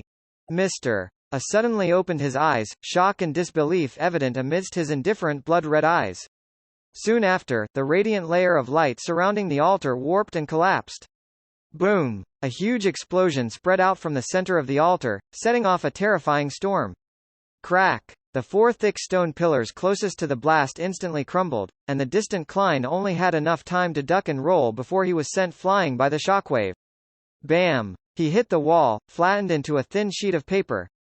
The subsequent wind quickly tore apart that thin piece of paper, scattering it in every direction. Klein himself appeared in the corner, using the walls to withstand the ensuing shockwave.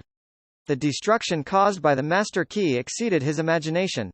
The curse that had been forcibly melted away really did have an instinctive reaction, as it transmitted Mr. Door's roar, and the voice of this forsaken entity, who was at least at the level of an angel, contaminated the resentment and numbed the despair needed for the ritual. As a result, the altar lost its balance and embarked on a path of self-destruction. The moment the blast calmed down a little, Klein rushed out to confirm the results.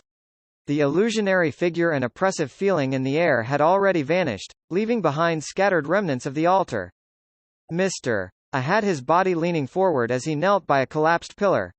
He was missing an arm, half a face, and a number of organs. His remaining eye was filled with bone-deep hatred. However, his wounds were quickly covered with squirming flesh.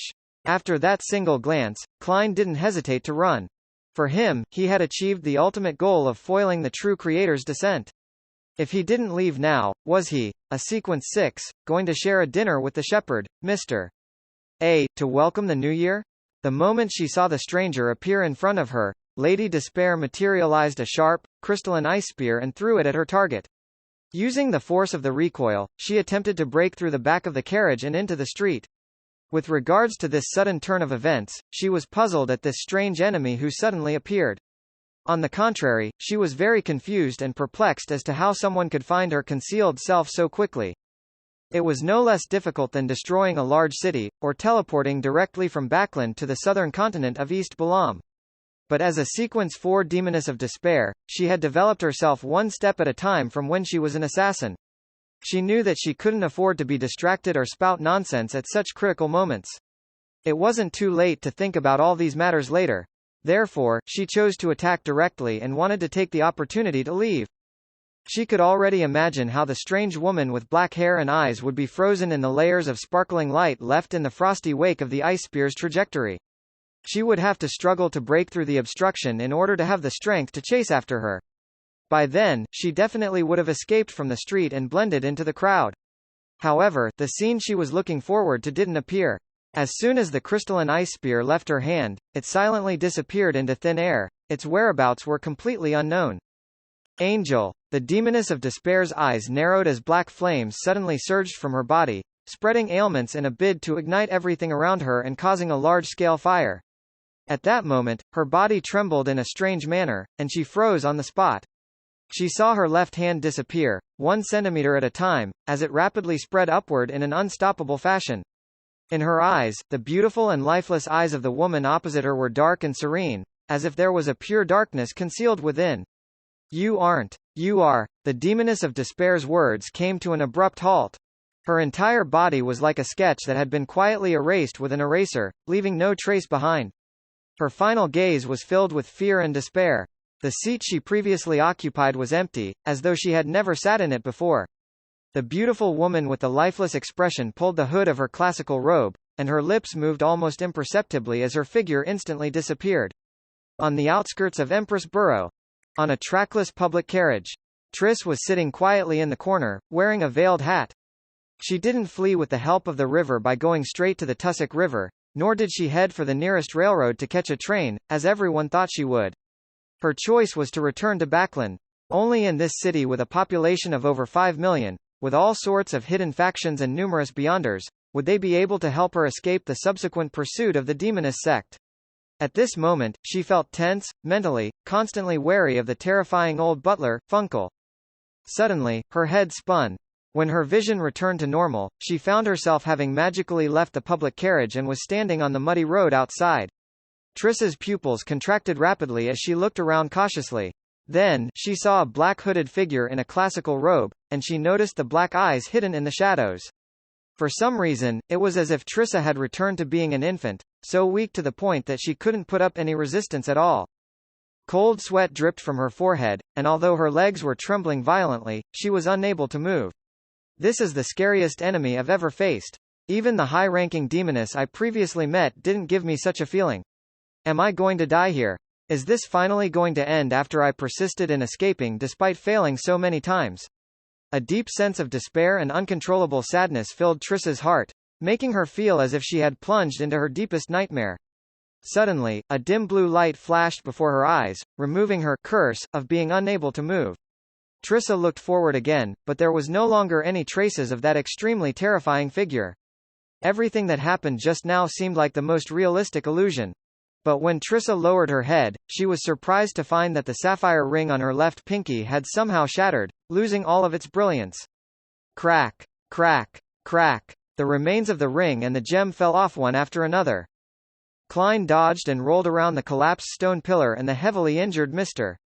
A, who was in the process of healing, and he ran for the entrance opposite him. As for the characteristic fragments which were slowly gathering from the remains of the master key, he didn't even take a glance at them, afraid that he would give Mr. A enough time to stop him. He was well aware that even if he had all his mystical items and was well prepared, he wouldn't necessarily be a match for the shepherd, not to mention the fact that he was only equipped with Azek's copper whistle and 3 types of Beander bullets. He didn't even have a single match left. Even though Mr. A was seriously injured, Klein didn't dare to take the risk.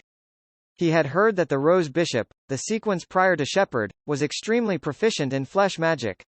Its healing ability was in no way weaker to his ability of transferring his wounds. Creak. He pulled open the heavy door. The natural light outside shone in, and the clouds in the sky were tinged with a thin yellow, and the sun was pale and dim. Klein rushed out and found that he was in the middle of a mountain. He was surrounded by towering mountains that made the area extremely hidden. Tap, tap, tap. He frantically ran and wasn't even taking the mountain trail. Instead, with his skills as a clown, he ran down the steep slope, occasionally tumbling, and occasionally swinging up with the help of trees. Splash! He heard the crashing of the river. It was up ahead, just below him. But at that moment, a strong gust of wind blew over, sweeping towards his back. Klein made a prompt decision. His knees buckled and he rolled to the side. Sue, Sue, Sue. The location where he was originally standing and the direction he was moving in had a deep ravine carved out by the windblades. Mr. A dropped out of the wind, his body still draped with a cape squirming with fresh blood. He pointed with his finger, and immediately, chunks of flesh flew out and swelled up in midair before suddenly exploding. Boom! Drops of blood and bits of flesh flew in every direction as Klein cartwheeled with his hands, dodging most of it before finding shelter behind a huge tree. The projectiles bored bloody holes through the huge tree. Traces of corrosion began spreading in every direction from the affected area. Back when Klein was running, he had already loaded his revolver. He was about to raise his hand and shoot Mr. A in the eyes when he saw a deep darkness appear within them. All of a sudden, Klein knew that, although the scenery around him hadn't changed at all, he had been forcefully dragged into a dream. He had once killed a nightmare at least. Klein maintained his consciousness and saw Mr. A phase to his side in a manner inconsistent with logic, turning into a blood-red blanket that enveloped him in a manner that couldn't be escaped from. Do you want to rely on nightmares to scare me to the point of stopping my heart? A thought flashed in Klein's mind and he responded. This was his dream. The lucid him could conjure anything. Thus, a pure and dazzling golden sun appeared. Clear and blazing flames ignited everything in its surroundings in an instant. Klein imagined the scene when he first saw the eternal blazing sun during the dream divination. Almost at the same time, he left the dream and heard a muffled grunt. Mr. A took a step back, 2 streams of blood running from the tip of his nose. The robe formed from flesh and blood began to slowly flow as though it was melting. Pa! Klein snapped his fingers and ignited the trees about 30 or 40 meters away. Beneath his feet, the long withered weeds caught on fire, and the soaring flames enveloped his body. Mr. A's originally unmanly beautiful face suddenly turned even more beautiful and feminine. A crystalline and weightless ice spear materialized in his hand as he threw it towards the burning trees a few dozen meters away. As soon as Klein jumped out of the flames, his pupils reflected the transparent tip of the spear. The tip of the spear became bigger and clearer, filling his eyes. Klein threw himself to the side as his body became covered with a thin layer of frost. The transparent spear then extinguished the flames, allowing the thick layer of ice to quickly spread in every direction. Klein, who was still in midair, suddenly curled up into a ball, turning his body upside down. He stretched out his left hand and lightly pressed on the layer of ice. He once again rose into the air and left the cold world. However, the skin on his palm was frozen at the point of contact. This resulted in him tearing off his skin with a ripping sound. Rolling to his feet, Klein reached into his pocket and pulled out a self-made slumber charm. As he was about to say the incantation, his nose suddenly started to itch and he sneezed. Achoo! Achoo! Achoo! His head ached and he kept sneezing, leaving him with no strength to fight back. I fell sick? I became infected by some sort of ailment? The moment Klein realized this, he felt countless threads that were difficult to be seen by the naked eye twirl around him, wrapping him up like a mummy in a certain sense. He wasn't unfamiliar with this kind of experience. He knew that this was the beyonder powers of a demoness of pleasure. Back then, he had relied on the use of charms to cause all parties to fall into a deep slumber. Then, relying on his uniqueness, he escaped the effects of the charm. But now, Mr. A had maintained a distance of about 20 meters. However, Klein was no longer just a clown. The fingers he could still move snapped and made a crisp snapping sound. In an instant, all the spider silk around him was ignited, as if it had turned into a giant torch. Klein had just jumped out of the scarlet flames when he started sneezing again, which was then followed by a fit of violent coughing. This automatically prevented the use of many of his beyonder powers. At this moment, the feminine gentleness of Mr. A's face disappeared, adding a little more dignity to his loftiness. He stretched out his right hand and clenched it lightly. Klein suddenly had an inkling that if he ran, he would only be running in circles. Mr. A, who was wearing a blood-red robe, revealed a cruel smile. An ancient book that was transparent and illusory appeared in front of him. An ethereal, high-pitched voice rang out, I came, I saw, I record. Achoo! Cough! Cough! Klein wanted to hide, but he was powerless. At that moment, he experienced, in an unprecedented manner, the power of a shepherd. It was truly worthy of being called the most comprehensive, most flawless, and most powerful beyonder sequence under the level of a demigod. Even if he hadn't made any preparations, with many mystical items being unusable, for him to be suppressed to such a state without being able to fight back, it implied that there were many problems. The old butler, Funkel, was fleeing across a barren field in the wilderness. He had lost his hat, his neatly combed grey hair hung in an unkempt manner, and the outer layer of his clothes were muddy. Huff! Puff! He paused for a moment, panting as he looked behind him. He felt slightly more at ease when he realized that there was no one around. However, when he turned his head and was about to change direction, he discovered that a figure had appeared in front of him. The figure wore a hooded, classical robe. Its face was dull and expressionless while its black eyes were hidden in the shadows. Funkel's pupils constricted.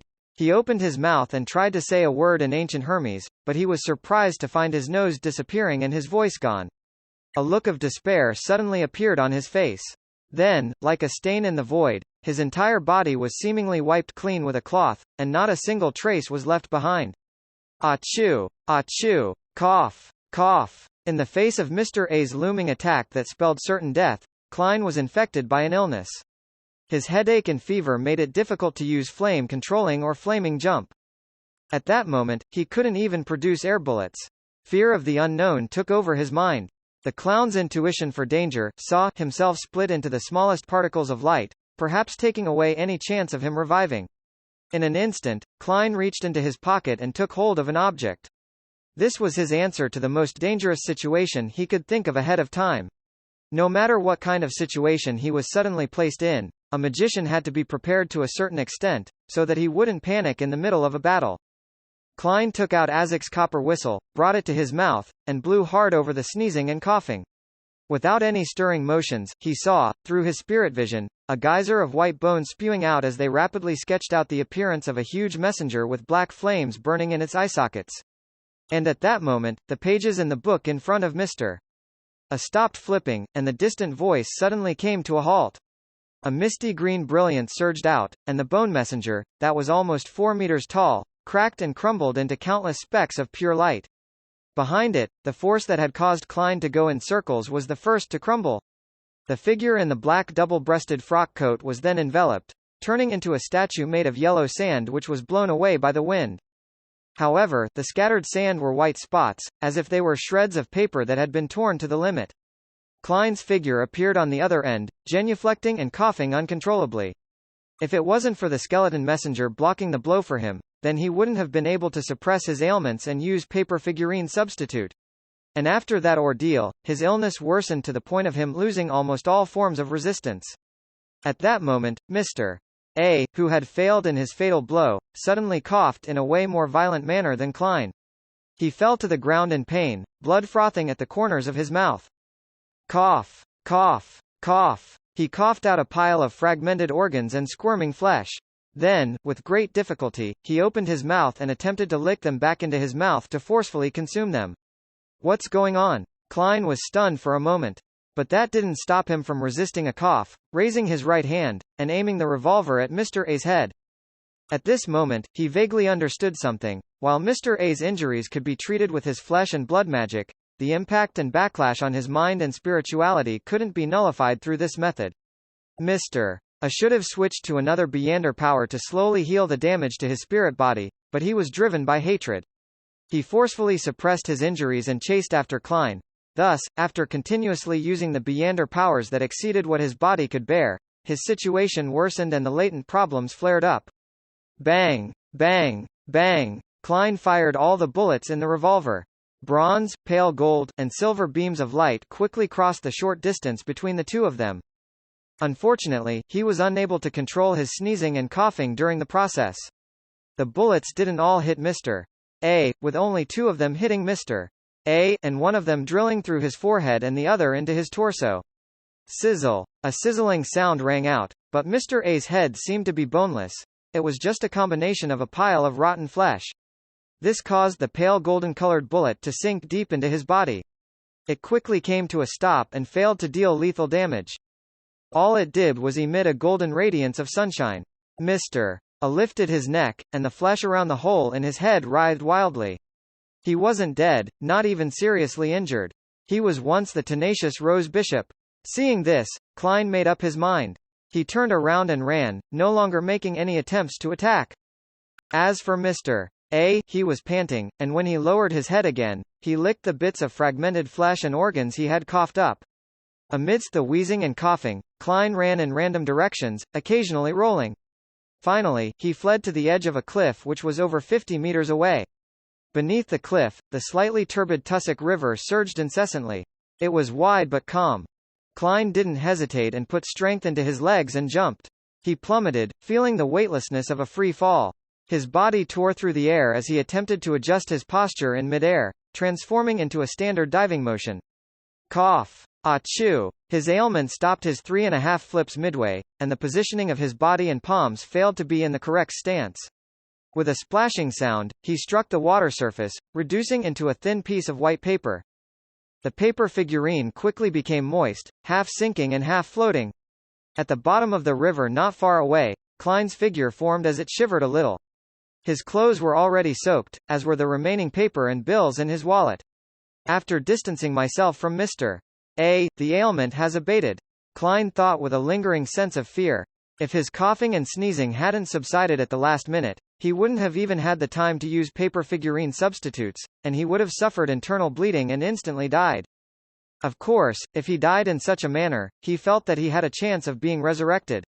While kicking his legs to keep himself afloat, Klein created an invisible, hollow tube in his mouth, allowing it to rise out of the water and bring him fresh air. This was the underwater breathing performance of a magician. Klein sucked in with his mouth and blew out through his nose, not letting the turbid gas he breathed out pollute the pipe by directly entering the water.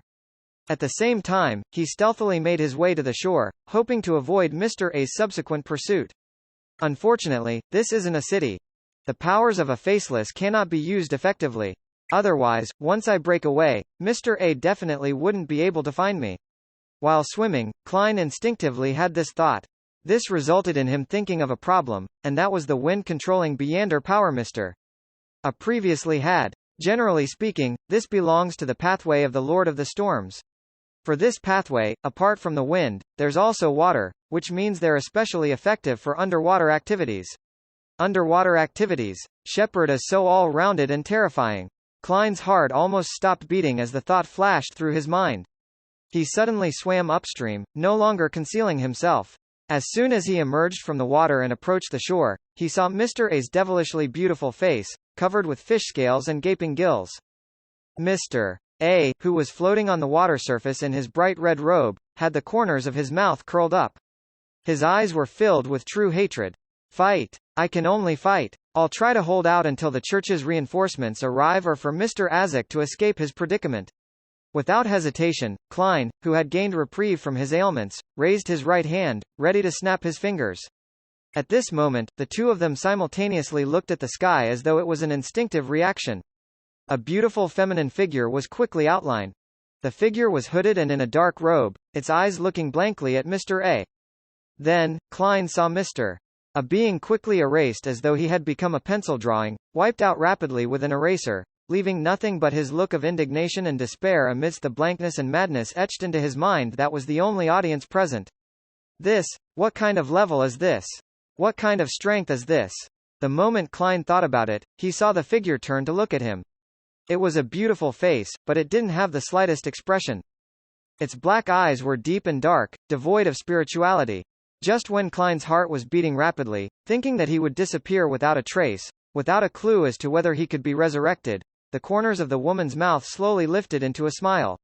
A smile? Klein was stunned, wondering if he was dreaming. Before he could regain his senses, the figure instantly faded and disappeared from where he was. The sound of water splashing around him echoed in the air. Puzzled, Klein swam to the shore and got out of the water. Looking around, he found that this place was unusually remote. There were no roads or living people. Only the slightly turbid river water continued flowing in an unchanging manner. It ended just like that? Mr. A died just like that?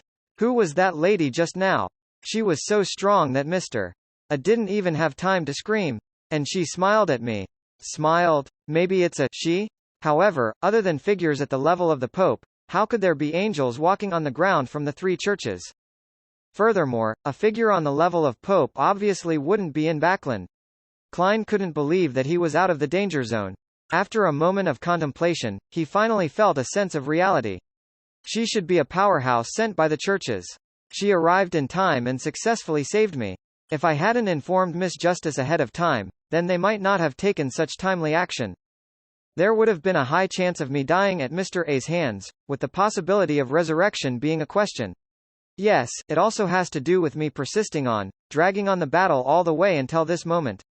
Not bad at all. With a sigh of relief, Klein began to look for a way out. Exile. The man with the gold mask pointed at Azek Eggers and threw his figure into the void, a spot no one knew. Then, he turned around to face Ince Zangwill, who was looking at him with a frown. There's no time, we can't finish him off that quickly. We have to hide this area as quickly as possible. Do you want the church to discover our secret? The man with the gold mask growled angrily. Ince Zangwill put away his doubts, nodded, turned to 008 which had stopped writing, and grabbed it. His figure was faltering somewhat, and by his legs were piled pants that had nearly been ripped apart in the middle of the battle. Inside Red Rose Manor, Prince Adesic sat by the full-length windows with an abnormally vacant look in his eyes. Your Highness, please hurry. A voice sounded beside him. Adesac's eyes turned spirited as he took a breath, picked up the revolver on the table, and pressed it against his temple. Inside it was a bullet that obliterated spirit bodies. He turned his head and looked longingly out at the golf course and the strolling horses.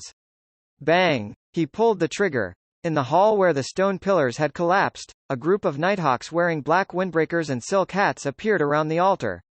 The person leading the team was the Archbishop of the Church of the Evernight Goddess, St. Anthony Stevenson. It was disrupted by someone? He muttered without stopping and directly walked to the stone door that led to the interior. Rich darkness surfaced as the stone door silently opened. St. Anthony led some of the Nighthawks in as they delved deeper. Along the way, they didn't discover a single guard or anything of value. It was as if this place had been forcefully swept clean. Finally, they reached a room in the deepest recesses, but there was nothing there but walls and stone pillars. The blue door of light which was there when Klein left was long gone. The lanterns in the Nighthawks' hands suddenly lost their light, and darkness enveloped the room. When everything returned to normal, they found that the surrounding walls had somehow melted away. However, there were no hidden doors or tunnels behind them. It was either a thick layer of mud and rocks or the corridor they came from. St. Anthony was silent for more than 10 seconds before saying, "Try divination. Search the vicinity." Ellipsis. Achoo. Walking through the pathless cliffs and forest, Klein was saddened to realize that he had apparently really fallen sick. The residual effects of Mr. A's Beyonder powers, combined with the fact that he was drenched during winter, gave him the shameful cold. However, he didn't dare to stop to collect dry twigs to light a fire and dry his clothes and money. He was afraid that the Beyonders of the church would find him. Even though he had already gained the endorsement of Stanton Isengard from the machinery hivemind and obtained the status of a semi-official, this was a matter involving the primordial demoness's awakening and the true creator's descent, 2 cases of the highest order. Therefore, he was bound to be subjected to rigorous investigations, have tea sessions with the machinery hivemind, mandated punishers, and Nighthawks to recount the whole process actively or passively. There were 2 major pitfalls to this. One was that he knew people inside the Nighthawks, and although Detective Sherlock Moriarty looked quite different from the martyred Klein Moriarty, making it impossible to identify him via photographs, he had zero confidence if things were done face to face. 2. Because of similar pathways, the Church of the Evernight Goddess wasn't very friendly to people and things related to death. Back in the Pale Era at the end of the 4th epoch, death had fallen under the siege of the 7 gods, and Sherlock Moriarty had summoned a powerful descendant of death at the critical moment. This wasn't a problem that could be explained away easily. That high-level powerhouse was rushing to deal with Ince Zangwill and 008, so she didn't have time to bother with a friendly small fry like me. However, I can't be careless as a result. I should flee when it's necessary. Yes, I can write to the machinery hivemind when I have a chance, stating the second reason as to why I have to temporarily leave Backland. This way, I might still have a chance to work with them in the future. Of course, I have to secretly observe to see if the machinery hivemind has any strong enmity towards any descendants of death. I wonder how Mr. Azic is doing. Perhaps Sherlock Moriarty might be dead in the official announcement. He sure lived up to his name and identity. As quickly as possible, Klein tried to find a small town and blend in with the crowd while enduring the alternating fever and cold. Only in human society could the Faceless's powers be fully expressed. The woman who was working with Mr. A. She should be a demoness. She went to East Borough. From the looks of the ritual, there must have been a large number of deaths over there. I wonder. With the spiritual intuition of a seer, Klein's heart suddenly felt heavy. At this moment, all the colors in front of his eyes turned saturated, as if they had been sprinkled with oil by a deity. The feeling was over instantly, and Klein found himself far away from where he had been, with the bronze-skinned, soft-featured Azic Eggers appearing next to him. Mr. Azic, are you unhurt? He couldn't help but heave a sigh of relief. I am, Azic replied frankly before smiling, but to an Undying, this isn't a big problem. Klein calmed down and asked, "What happened to Ince Zangwill and 008? Ince Zangwill is still alive, and he still wields that Grade Zero sealed artifact," Azek said as he walked. Klein tried hard to follow him as he couldn't help but sigh. "What a pity. Don't worry about it. He was severely injured," Azek solemnly said. "And most importantly, we know that he was secretly cooperating with the royal family, so we don't have to worry about not being able to find him in the future. This way, you can focus on improving yourself, and I can also try to go to a few places that I've recalled, to awaken more memories." Heh, your luck isn't bad. I've been secretly observing the people from MI9 and the royal family to confirm Ince Zangwill's whereabouts. One of the most important places was Red Rose Manor, so I've always been wandering around the area. Otherwise, I wouldn't have been able to rush over to save you so quickly. Klein immediately felt a little awkward when this was mentioned. "Mr. Azek, aren't you puzzled as to why I didn't die? I often wake up after entering a coffin as well. This is something that I previously recalled," Azek said with a smile, completely unfazed by the matter. "And in my incomplete memory, although it's rare in others, it's not without precedent. He often wakes up after entering a coffin." Often? Klein suddenly realized that the problems that he was worried about were nothing in the eyes of a real powerhouse. As expected of an undying of the death pathway. Well, Mr. Azek had mentioned that he had been in this sequence for a long time, which means that he has long advanced. Klein thought for a moment, then he asked with concern, "Mr. Azek, would Ince Zangwill discover that I'm Klein Moretti?" He was afraid that Ince Zangwill would take revenge on Benson and Melissa. "Unlikely. At most, he would believe that we knew each other long ago, or that you're my informant, if we use the terms that the police uses." Azek recalled and said, "But that Grade Zero sealed artifact might notice it, but you don't have to worry." "Why?" Klein pressed. It was unknown what Azek had remembered, but his expression suddenly turned strange. It was as if he wanted to laugh, but at the same time, he felt horrified. "That Grade Zero sealed artifact will keep attempting to write down the death of its owner. This is likely to be intrinsic to it and cannot be changed. Therefore, I doubt it would actively divulge such important information that can put Ince Zangwill at a tremendous advantage during such a critical moment, unless it involves something that it cannot avoid or explain." Seeing that Mr. Azek was so sure about it while producing such strong justifications, Klein exhaled. It was as if he had recovered a little from the cold. Seeing this, Azek added, "It's best if you leave Backland for the time being. Ince Zangwill might use that Grade Zero sealed artifact to seek revenge again, using your fake name. As long as you aren't in Backland, it should be fine. That Grade Zero sealed artifact's sphere of influence doesn't exceed a large city. Just as I had predicted, there's a limit to its sphere of influence. Otherwise, Ince Zangwill could have easily hidden in a small town in the southern continent and leisurely arranged the fates of all his targets without having to worry about anyone finding him." Klein asked after some deliberation, "A short trip to Backland for a day or half a day is fine, right? With the premise that I've changed my identity and looks." With that, he rubbed his face, instantly reverting back to his appearance back in Tingen. Azek's eyebrows twitched, and he nodded. "It's fine." He turned his head and looked into the distance at the spot that he could no longer see. "It seems like I've been targeted by a powerful existence of the Church of the Evernight Goddess. It's best if you don't stay by my side, or you might be implicated." They're very interested in the Beyonder characteristics related to death. "Yes, I plan on heading out to sea. While I digest my potion, I'll be seeking mermaids. It's a condition for my advancement." Klein explained his plan. Azek tilted his head. "Mermaids? Could a mermaid in the form of a dead spirit work? I can find at least 4. Probably not." Klein reached out and wiped his forehead. His intuition told him that it was definitely impossible, but he planned to divine it above the gray fog to confirm it. Without mentioning the dead mermaid again, Azek said, "If there's anything, then contact me through the messenger." Messenger? Klein suddenly felt guilt-ridden and ashamed. It died in my battle with Mr. A. It saved my life." Azek gave him a glance, shook his head, and laughed. "Don't worry about it. As long as it isn't killed by a powerhouse at the level of an angel or via some special method, then as long as the underworld still exists, it can slowly be reborn there. And before that, I have similar messengers numbering. I don't know how many there are either. It sounds like there's an army of such powerful and humongous messengers." Klein turned agape, unable to say a word. His shame faded, and he asked curiously, "Mr. Azek, where is the underworld, or in other words, hell?" "The spirit world. To be precise, it's a special place that the ancient death created in the spirit world. Azek didn't hide the truth. Ancient death? That should be the ancient god, Phoenix ancestor Greggrace. So the underworld belongs to the spirit world.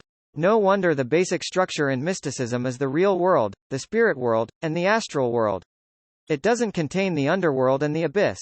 Klein was about to ask a question when he suddenly remembered something and quickly said, Mr. Azek, I obtained a card of blasphemy created by Emperor Russell. It contains the secrets of high sequence beyonders. I believe it can help you recall more things.